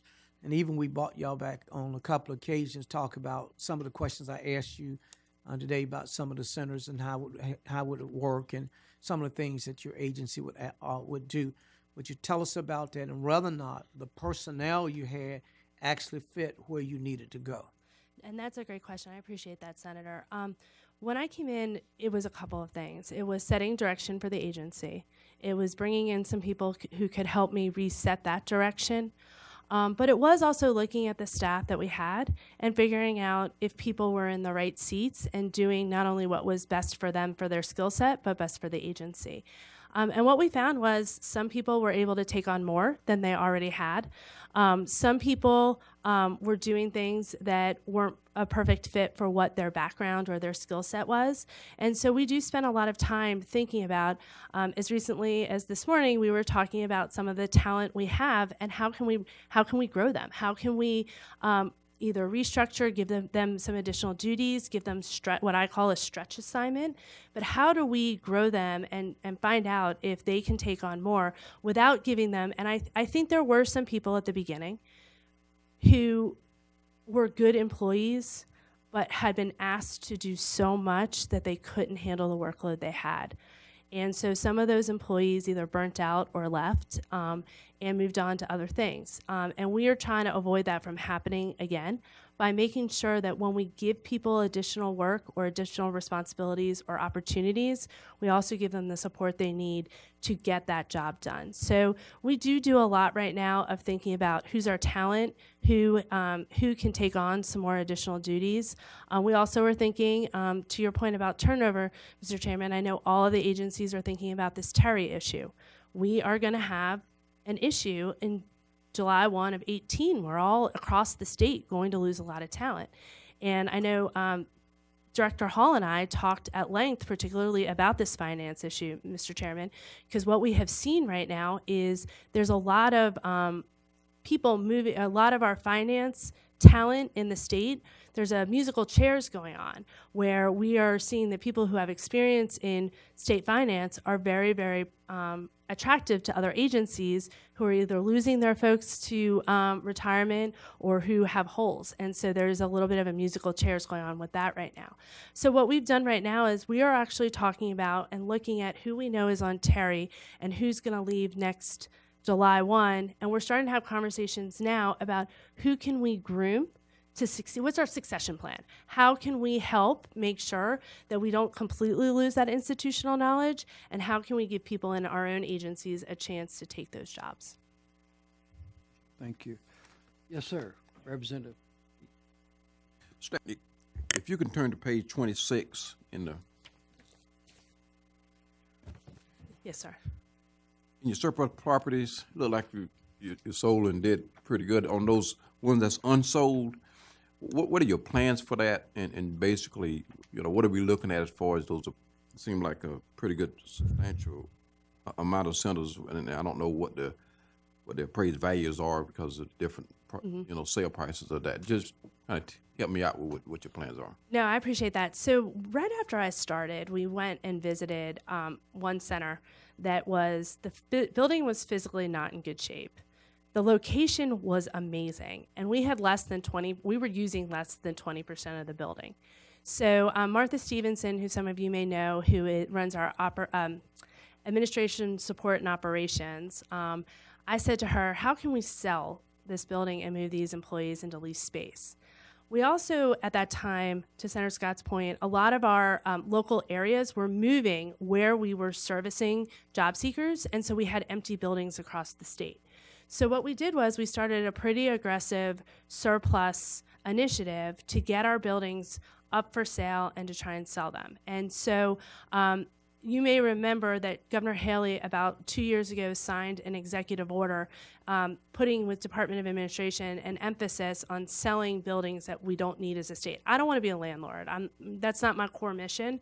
So to the extent we can get rid of some of these buildings, especially the ones that are getting to be 30 and 40 years old, that would be great. So one of the things we did, even by the time that executive order had been signed, we had already sold a number of these buildings and land to the point of I have to look at what we were at then, $5 or $6 million.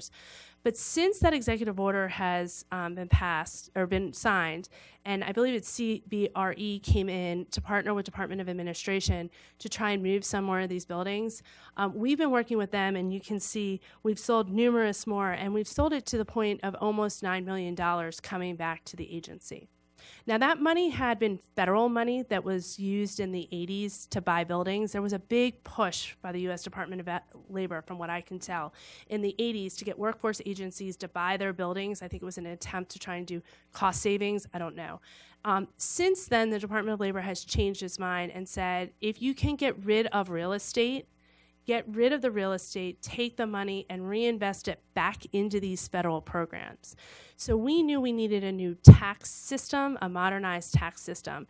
So what we did was we're taking this money that we're getting back from selling the real estate, and we're using it to buy the new tax system, so we don't need to come to the General Assembly for general funds. Thank you, Mr. Chairman. I just want to follow up. What are your plans to sell? Because you still have more than 50% that's not sold. Yeah. And No, some of them that's are right. eyesores in each community. So we've been working with CBRE on how to best market them. That's a real estate company, as I understand it, and they have been trying to do some work with marketing it in non-traditional ways, looking at things like auctions and things of that nature. But we are really I will admit, we're deferring a little bit more to their expertise at this point, now that they're in the picture, and asking them, what do you recommend to do for these marketing? Mr. Chairman, one thing, in some of these local areas, and I'm sure working with the, local agencies maybe, and the real estate guy just want to sell it. I mean, of course, that's what they do. But just looking at these, I know, for instance, like in Union, Coach Anthony, this is a big deal to him in reference to his community. And looking around these other communities, is that, some kind of initiative with local governments or something like that, be able to move these. Absolutely. We do try and make sure that our local workforce board knows, that our council of government, which is typically the administrative entity, know that the buildings are for sale, and try and encourage them. I mean, you'll see in Spartanburg, for instance, we did sell it to the city of Spartanburg. Similarly, we've sold it to some of the counties like Colleton County and Hampton County. So we have sold to some of our local government entities. And even things like the property in Charleston was sold to, Charleston. it should be actually MUSC. I don't know why it says College of Charleston, but it was adjacent to the MUSC property down there. So MUSC purchased the property to expand onto our land. That really surprised me when it had the College of Charleston. Yes, I apologize. I did could not understand catch the that. MUSC having that kind of money, but I don't think the College of Charleston has the kind of money that they have priced there and stuff from that. My standpoint. apology. I did Nah, not notice that fine. before. That's fine. Did that finish? Yeah, thank you, and thank you for that. Just the last one about the appraised values of each one of those, if we can kind of blend that in with the information we already have with the sold ones, we appreciate it if you can get that to us. Absolutely. Yes, sir. Yes, sir. Senator from I Richmond. think state law controls that. After a certain value, Department of Administration and others set in, they give you a standard of what you've got to use for appraisals and for sales. I think they give you a little attitude of those under properties under $1 million, everything over there. You must have appraisal that you got step by step in order to sell in. Do you have to, with those being federal buildings, do you follow the state procedure or Yes, sir. Yes, sir. versus a federal procedure? is what I'm Yes. talking about. Yeah.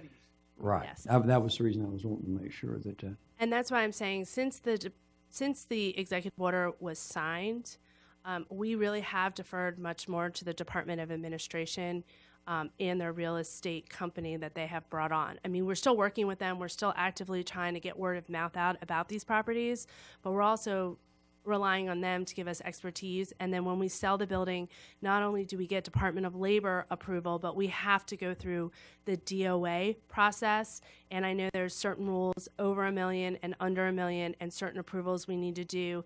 And then I understand CBRE also gives a recommendation letter when you get, so we follow all of that is set by both the executive order and the statute Okay. And at then, the federal and state level. sir, Mr. Michaels.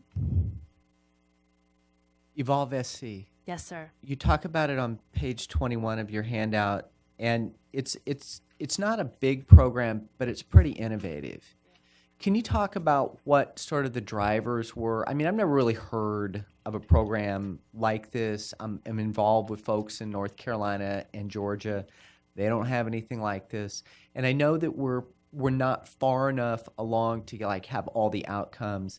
But I'm interested in what the thought process was to develop Evolve SC, and maybe if you could just share some feedback that you might have on it.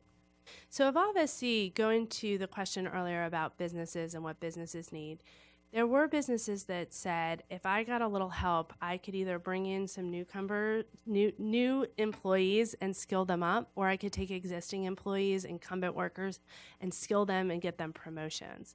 And so what we did was we put out a grant bid so that people could submit an application. And this was all done through the State Workforce Development Board, but it's something that we developed in consultation with State Tech, DO staff, State Tech, really trying to map this out.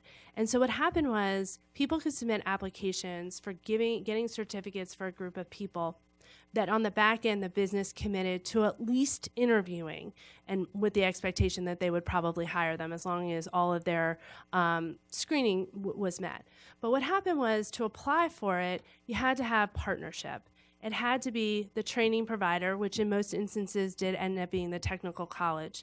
It had to have the employer or employers who were willing to commit to giving those folks a chance once they got trained. And then it also included the local workforce board that would help move the process and keep it and have it go. And we found that we got a lot of applications for this and real interest from the business community, because this was a way to help them skill individuals that they had ready for jobs that they had open. Yes, sir, of course. I think, if I recall correctly, there were something like twice as many applicants as there was funding.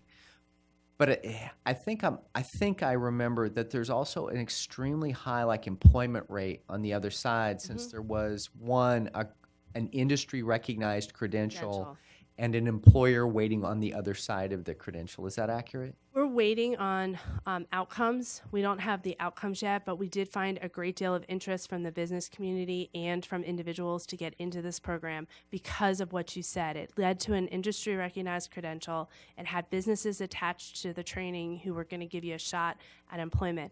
The other one, if you may recall on this page, was it's actually not on this page, it's on a different page, but the apprenticeship grants that the State Workforce Board put out, that was focused on priority populations. So a local workforce area, local training providers, tech college or private, and businesses, and this is really important. We always ask that businesses be a part of the grant application because we have to see that this is something that businesses want.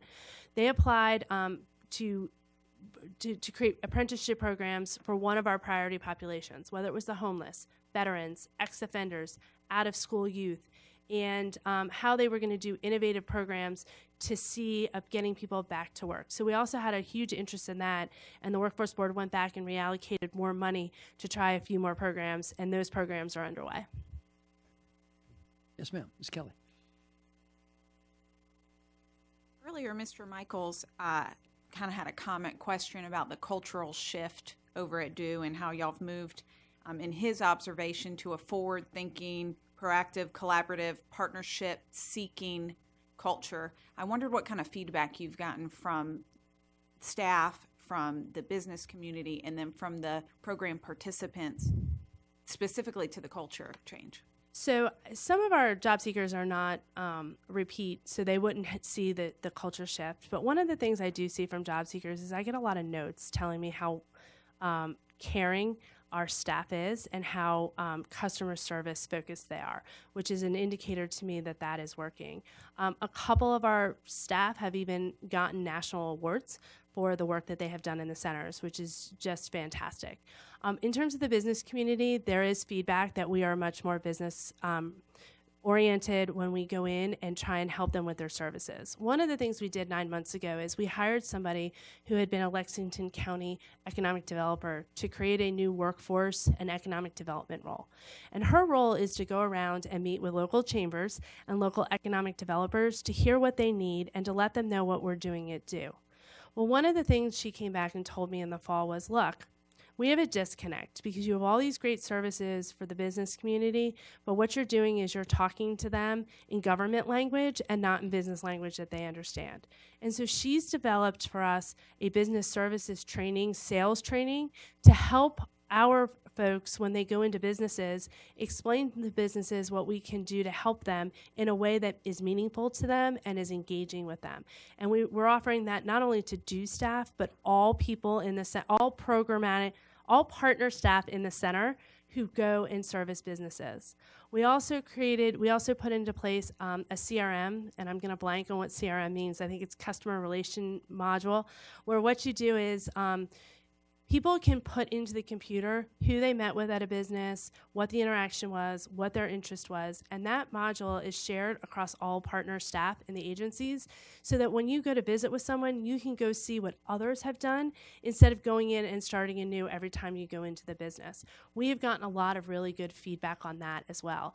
So the business community has been pretty happy. There's work to do. I'm not saying that's perfect, by the way. I recognize that is a huge area of opportunity for us, but we are definitely starting down the path where we're starting to see positive reinforcement. Let me ask a question, or is it coordinated with this? Who does your internal agency auditor report to? To the CFO. Would that be considered the accounting officer? I don't know what the state, I'd have to see what the state, I don't know what the state title is for my CFO, so I don't have the state classifications memorized. So the internal auditor, agency auditor reports to the CFO? Yes. Right, okay. Yes, sir, Mr. Brown. Being in the high-tech sector, obviously my concerns are slightly different. I was just wondering if you guys have done any research on the incentive bill for high-tech, well, not just high-tech, but more high-income wages in the way that would relate, and whether or not you've done any research on removing state income tax on military retirees, seeing both of those as opportunities for our state to get better workforce. Sure. So I understand that and obviously I'm going to go with the administration. The administration has been, my understanding, supportive of this second issue you raised. In terms of the higher education and those programs, what we're starting to do is we're starting to work with CHE, Commission on Higher Ed, to take their completer data and compare that completer data to wage records. Let me back up. So one of the things we need to do is make sure that the Commission on Higher Ed has expressed an interest in is seeing what programs have led to people getting employment in South Carolina and at what level of income, not just immediately, but 5, 10, and maybe even more years out. So which of the programs in our higher ed institution are leading to these higher paying jobs, and are the programs getting them there? That project is going to start next month, and we're going to start doing a little bit deeper dive, looking at the more higher income employees in that way. Maybe I misspoke. There's a Senate bill that just passed that hopefully the House will take up next year that specifically references incentives changing slightly, and the model being that instead of counting every job as just a job, jobs that are high wage would be more higher incentive. Yeah. Is there any research around that, or have your department paid any attention to that yet? I don't believe we were asked to weigh in or provide any research on that, no. Okay. And then on the military issue, I mean, obviously, I think that's a direct pipeline of really good people we need to keep in the state, but there's no specific research on that. I don't believe we've been asked to do any research on that, Okay. no. I got Representative Lofton. I think you perked his interest when you were that question. I'm going to go to him, and then I'll go to the senator from Richland. Yes, sir. Forgot my question. That sounds like me. Along that line, well, I understand for one thing, I think there's 3,300 cybersecurity jobs available in South Carolina, I was told. But along that line, I looked at some data the other day that South Carolina was not one of the states that was mentioned in this. And I'm not talking about Silicon Valley per se, but in this whole arena of high-tech. But my question was, I have heard that one of the problems South Carolina has is that we don't have some of those higher paying jobs that reflects on your question in South Carolina.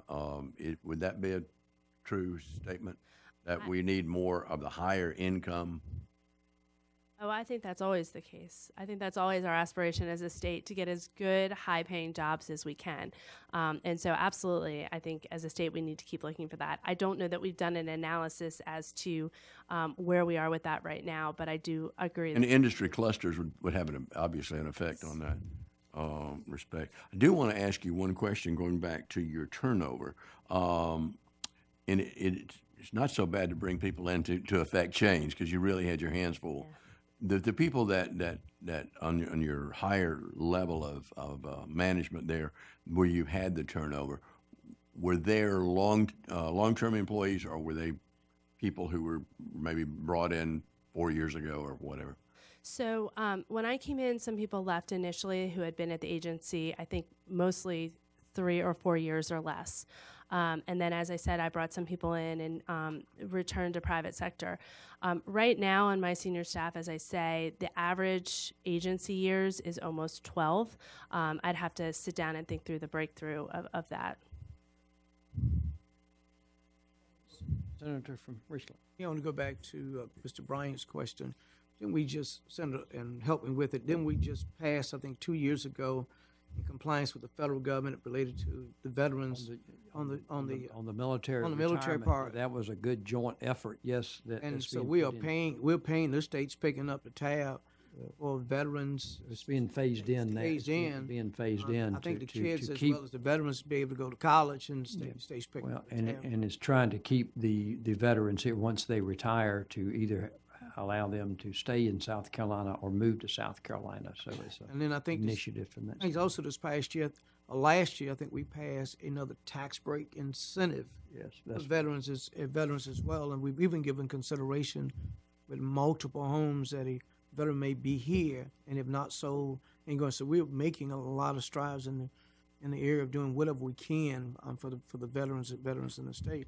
But back to some of the high-paying job that goes back to what the manufacturing industry is, and its overall conversation is that they're looking for young people who will go to technical schools and come out and get jobs paying a higher rate.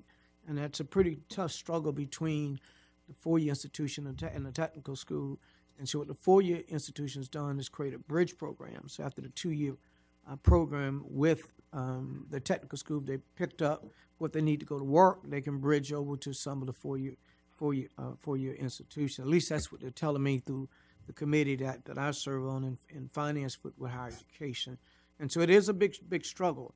My concern in our conversation with Stanton is that we make sure that we do more than just the 2 years, because after about 3 or 4 years on that job, they want to go into some kind of management program.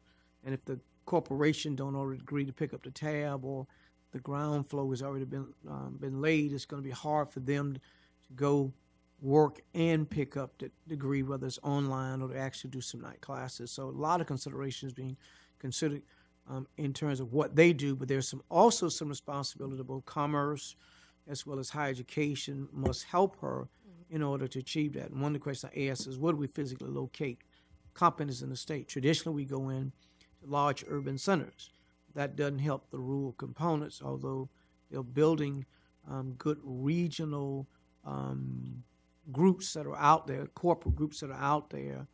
I think Upper Savannah, Lower Savannah, and other COGS as well as other business groups that's out there that's trying to help recruit. So it's a collaborative effort that they've still got to stay in conjunction with. So when I heard her talk about some of the regional boards that were out there, I'm pretty sure some of these people are coming into having some of these conversations and trying to make that happen. Good point. Thank you. One couple other areas I wanted to touch on, the unemployment benefit system. Mm-hmm. Give me a status on that, please, ma'am. So there's 2 initiatives underway. One is the modernization of the benefit system. That we are doing in consultation with North Carolina and Georgia. Georgia, yes, sir. And Tennessee was originally in that, and they got out. Is my memory serving me correct on that? Yes, sir. They went in another direction and tried to go live with a different system about a year ago. And had some payment issues with the system they used. And so we stuck the course with the benefit system we have.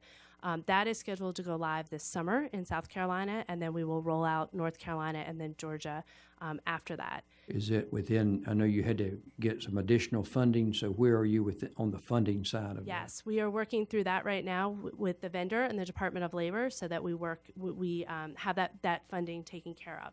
So is it additional above the other requests that you had? Has it, No, sir. We that contract is a fixed contract, and Okay. that's a great point. I should explain that contract. Our philosophy for that and the tax project was that we do a fixed base contract. We don't pay for time and material; we pay for working product, and so it's a back end payment where we pay for the product we get. So while the completion of the project will show in the low 90%, we've only paid 26% of the cost because we don't have that full working product yet. So that's kind of how the payment structure works on that. So we did not ask for additional money at all. and so it won't cost additional money, even if their time and everything, is it kind of a fixed cost contract then that they have to deliver Yes, sir. for that, regardless of what they've got in it? Yes, sir. Okay, that's a good contract. Okay. How about the other one? Same concept. It's a back-ended deliver. We pay for working material as delivered, and that looks to go live later this year. We'll do the benefit system, and then the tax system will go live some period thereafter. So does that complete your upgrades in that area? For the unemployment insurance, yes. Are there other things that you got that you're contemplating from that standpoint? I know that the business community has had some concerns about our labor market, our job matching system online. And so we are going to start a market analysis in the next couple of weeks, looking at whether there are other products out there that we should be using for that purpose. And that is going to start. What we plan to do is we plan to bring in different vendors who may be are in that space, but we're not going to look at it again alone because this is a system that the partners use as well. So we are scheduling different vendors to come in to do demonstrations, not only to the Department of Employment and Workforce, but also to some of our partner agencies who would use those systems as well to get their feedback. And if we do an RFP on that, I would envision that we would have a multi-agency scoring panel to review the RFP and help us make the decision on what product to purchase. Okay.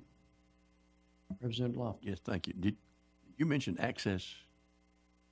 Was that a term for a computer program? No, I did misunderstood you not. there. No, sorry. Let me ask you, I'm assuming your collaboration with North Carolina helped in several ways, consistency maybe in operation, but in cost savings. Can you give us an idea how you benefited there? Sure. It was a little bit of a cost savings because the idea is 80 to 90% of this system is a common system, and then the different states have different state-specific rules that they need in it. So we had some cost savings in that we're getting one system, mostly one system with variation for 3 states. We also saw that 3 heads are better than 1. And so you've got more SME, subject matter experts, as I would call it, working together to put together a system and to work with one another and help each other through that. So we saw a lot of benefit from that. We also saw the auxiliary benefit of we have a very close relationship now with our agencies in those states. So when it seems trivial, but when run-of-the-mill questions come up, how do you handle this? What are you doing with this issue? We have a very strong relationship where either I can pick up the phone and call my counterparts, our IT people can pick up the phone and call their counterparts, or even our UI directors speak to each other on a regular basis. So a lot of good information sharing. Okay. You've made some organizational changes, obviously, since you've been there and that structure. Are you pleased with who you are, and are you envisioning any other organizational changes? Yeah, no, that's a terrific question. And it is evolving. One of the things I will tell you is if you look on slide number 3, DO is a counter-cyclical agency. We are at our biggest and get our most funding when the economy is at its worst. And so what happens is you'll see here our number of employees and the funding that we receive from the federal government, we're predominantly federally funded, has gone down pretty significantly since 2012, and then when I started in 13 and 17. So we do find that we need to be nimble, we need to be creative, and we need to work together and sometimes make adjustments to deal with the fact that we're getting less funding. I should add that and I think it's a positive problem. But when the General Assembly passes a cost of living increase or a bonus for our employees, we don't get general funds or even the recent increases to retirement. We don't get more funds from the state to pay for that. We've got to find it in these federal funds that are declining. So it is always a challenge. So I don't know that we are, fully done. What we typically do is when someone leaves, we look and we say, what's the opportunity here? Can these duties be spread amongst other people? Can we find a way not to backfill this particular position, particularly at the management and upper management level? One of the things that I've really been trying to do is make sure that not all of our decrease in personnel or changes in personnel happen to frontline staff. They're the ones doing the work. So while there were probably 7 AEDs when I started in this job, right now we have 4 because we decided that we could take the salaries of a management person and put it in frontline staff and save some jobs at frontline staff. So we do those kinds of analysis all the time. Another thing, Did you eliminate? I'm sorry. well, there was a chief of staff position that we did not backfill. We dispersed those duties amongst other people. Felt like it wasn't necessary. It was necessary, I think, when we started, but I got some feedback not only from employees but from people in the community that maybe instead of a chief of staff, we not have that position and give more responsibility to other AEDs. So it's that kind of feedback we get from people. The other thing we did do is we created career pathways.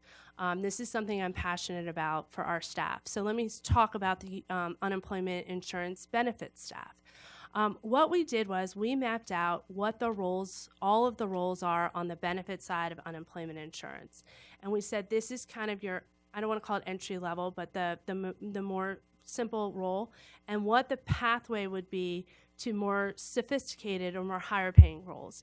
We explained what the duties were of each and what training or background or experience you would need for each. And there's different ways. You can either, you might progress into management, you might progress into a technical expertise, you might progress into a specialized benefit analysis type role.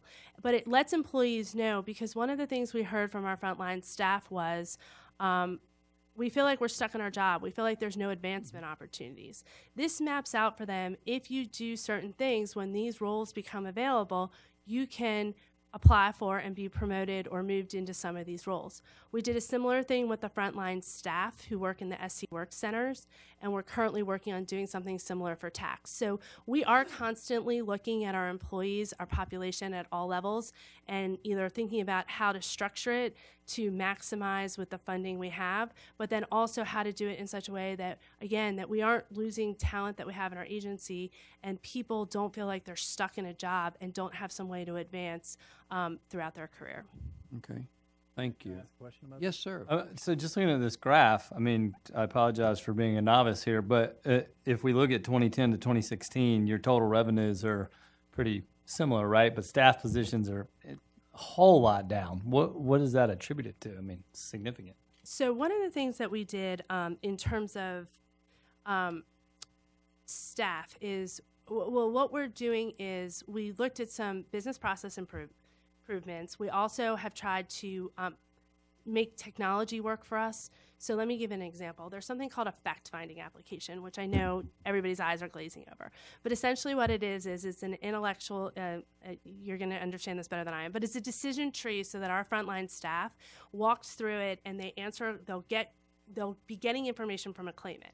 They'll get the question to ask. Depending on the answer, they'll get the next question based on the tree that we have mapped out. That was such a successful program that we put in, and that helps save time. It makes our decision-making better, things of that nature. And so one of the things that we found was that other states were so interested in that 13 other states took our code and turned it into a fact-finding application for their own system. So using proactive ways like that really helps us. What happened from 2012 to 2013 was, before I got here, there was a very large reduction in force where a lot of the agency, they really drastically reduced people. I'll go back to when the economy is at its worst, we're at our biggest. The other reason why we are monitoring the claims and we created the pathways was there is a recognition that at some point and I hope it is 20, 25, 30 years down the line, at some point we are going to have an economic downturn, and we are probably going to have to hire up. This career pathways, and I should have mentioned there is also a lot of online training and learning that people can do to help skill up, as well as more desk manuals to tell them how to do the job. That what we can do is, as we need to staff up our benefits staff to handle increased claim volume, we can do it in a very disciplined. It gives people that we already have a chance to move up the pathway and get higher paying jobs and do better, but also get people into those initial jobs and get them skilled up quickly. So it is something we think a lot about in terms of, we realize that the size of this agency, and like other agencies, really does contract and expand depending on what's going on with the economy. One other thing I wanted to touch on is, I remember when you first came, you created the Integrity Division. Mm-hmm. So where is it today? So what we did was we split that back up, and So it is not a division anymore. it is not a Was it not dealing with fraud and abuse and things? We do have that division. So the integrity division, as we initially envisioned it, was to take different areas of integrity and try and bring them together so they could work together. Some of it was the audit function that you were talking about. And I want to be clear, our internal auditors do not audit our finances and our trust fund. That is done by Elliott Davis, an external auditor that was procured by the state auditor. So we have an external independent auditor that audits all of our finances. But mentioning that, as I thought about your response to that, and I wasn't going to go back there, but being you brought it up, I mean, in most places that I'm aware of in the private sector, the internal auditor doesn't report to the finance person. They report directly to the executive or to the head of the organization, because you could have some conflict. I mean, if you're reporting back to the person that you are responsible, it looks like there could be some ethical and some other issues from that standpoint. So one of the things we put in place was, and this was with consultation with the then CFO, we put in place parameters where the auditor does have direct access to me, and we have certain principles in place to help handle that conflict of interest. But I'm going to go back to the issue that our internal auditor focuses much more on other processes than our finance processes, such as IT processes, and really our UI tax processes and some of these other processes that are outside that reporting structure. The other pieces that you're talking about from the integrity, we had taken out the fire unit, which does recovery of overpayments. And what we did was we put that back under UI. And the reason why we did that was we are finding synergies between some of our folks who are recovering overpayments from claimants, as well as recovering money from delinquent employers. So we do still have that unit, very much so, but that now reports directly to the UI director. So all of the pieces of the integrity unit are still there. We just have them in different parts of the organization. Now our our CISO reports directly to our chief legal officer. So things like that we continue to do. All right. Other questions? Yes, sir. And before I get to you, I also want to say that I think we've had some letters from some folks that we'll make sure y'all have. I think you have copies of those in your packets. I did want to mention that earlier. Yes, sir. Representative Loftus. You mentioned fraud. What kind of fraud do you normally encounter? What areas is it in, and how do you track it or seek to prevent it or correct it? The most common thing that we see are claimants, and I should be careful and say that our fire unit doesn't just do fraud, it also does overpayments. Overpayments can happen in a number of ways. Sometimes people are trying to cheat the system. Sometimes people don't understand the questions and answer a week wrong, and we have to go back and collect that. Sometimes what happens is, and I think this is a great thing in our state, but there are implications for it, if you are an employer and you don't provide information at the first level about why you fired someone, that person may get benefits because we didn't have all the information. When it gets appealed, the employer is allowed to provide new information that they didn't provide at that first level. Not every state does that. It's a state decision. I think the way we do it here makes sense. But what will sometimes happen is somebody will get benefits for some period of time. Then it's appealed. It's appealed and adjudicated in the employer's favor. And we have to collect that back from overpayment. That is the unit that does that.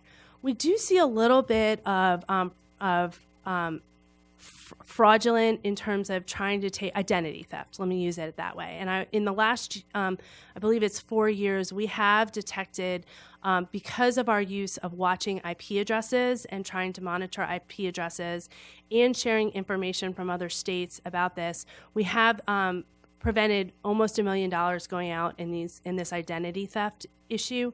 You may have seen Utah got hit by this pretty hard a few years ago. They have shared their IP addresses with us. We are in constant contact with the Department of Labor, Inspector General, and others, and they share information about this. One of the things that we're finding, and this may be a little too wonky, so forgive me, but one of the things that we found is that, believe it or not, gangs have moved into benefit fraud space, not just UI, but benefits overall. They may have somebody working in an office that has access to a lot of Social Security numbers.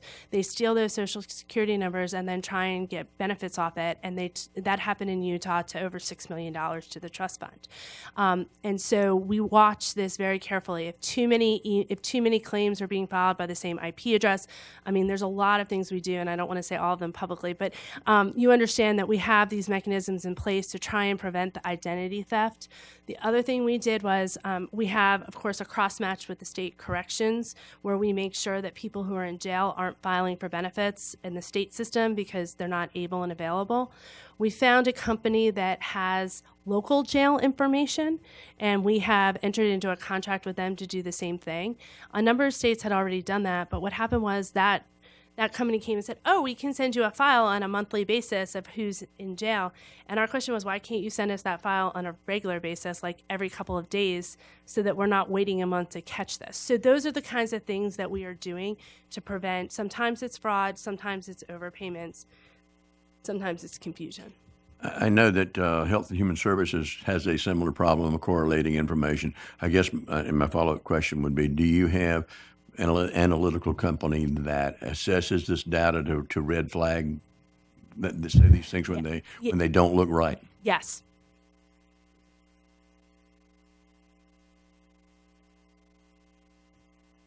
Get your copy of that again. That's and I think that's a good point that you made, that some of those that have received benefits before that additional information comes in, they certainly were operating within the confines, I mean, of that, and that information changed that. So if someone's needing that, I would assume, what is the normal length of time of recovering under that type of a scenario? Do y'all have a limit as to how long, or do y'all try to put people on a payment plan from that standpoint? That's a great question. We have a couple of different collection mechanisms. Some may be some want to just pay it. They just want to pay it with a credit card or pay it back because they know they owe it. Some will say, I need an installment plan. I need to pay it over time.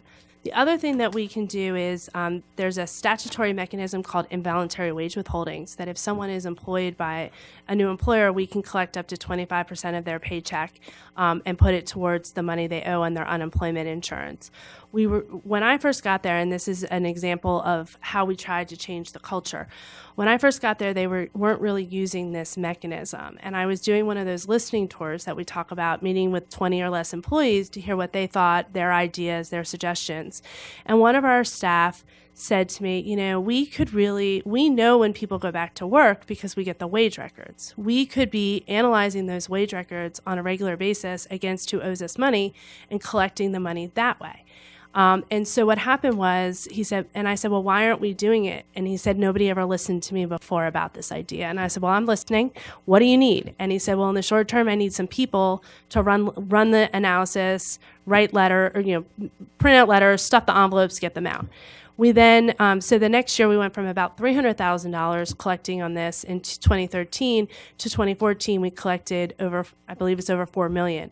And last year we collected almost 8 million in this program because we automated it. That's another place where we can use technology instead of having 5 people stuff envelopes for a week. So that's the kind of thing that we do. We have different collection mechanisms. Some people just won't pay. Some people, and there have been times where in consultation with the with the Attorney General's office, and we have a relationship. We have a full-time SLED agent who helps us with pure UI fraud. And sometimes we didn't even talk about there can be employer fraud as well.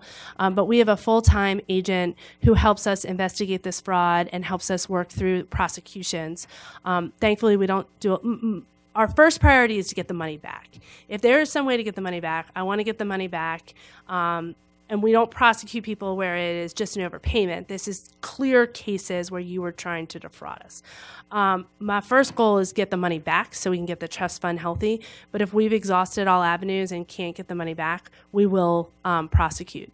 Another mechanism that has been very helpful has been the federal and state tax return intercept. We started that, I have to go back and look, but we started that a couple years ago and really found that we collected a lot of money off of people's returns when they owed us money. That has died off a little bit, in part because we've gotten a lot back that we could from it, but also with the Health Care Act, some of the things that get taken out of tax returns before us have increased, so there's less money in the tax returns by the time it gets to us. Any other questions, comments, members of the committee? If not, I appreciate. Yes, sir, Representative Locke. And it's a very hard question for you, based on the premise that you can lead a horse to water, but you can't make him drink. It seems to me that one of your biggest challenges is, in some of the things that you have presented here, is help. Not with total responsibility on you, but facilitating cooperation between the agencies, between Commerce, between the tech schools, between K-12. Can I ask you how you, have you put some thought toward how you would approach that?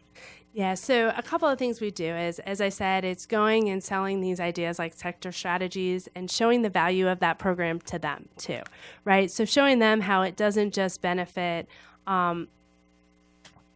do in trying to make its decisions, or the General Assembly about where to put money, or job seekers about what training to go into. It helps them figure out where they can put their limited resources and how to help them.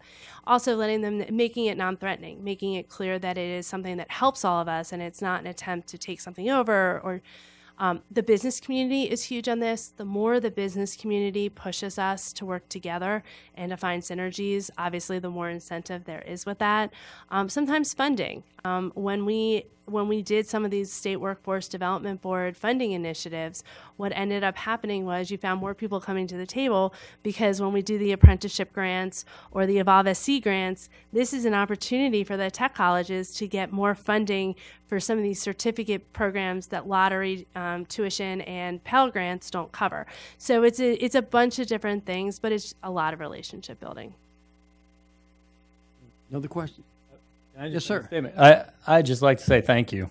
Clearly, you came to this role with quite amount of seriousness, and I appreciate all your hard work. I'm impressed by what you've accomplished in this time. Thank you. We do appreciate the work of the agency and your dedicated staff to making a difference. So, any other questions or comments? If not, then I'd entertain a motion that we adjourn. And we've got a motion. All in favor, say aye. Aye. Any opposed? Hearing none. Nobody wants to stay longer. Okay. We'll stand adjourned.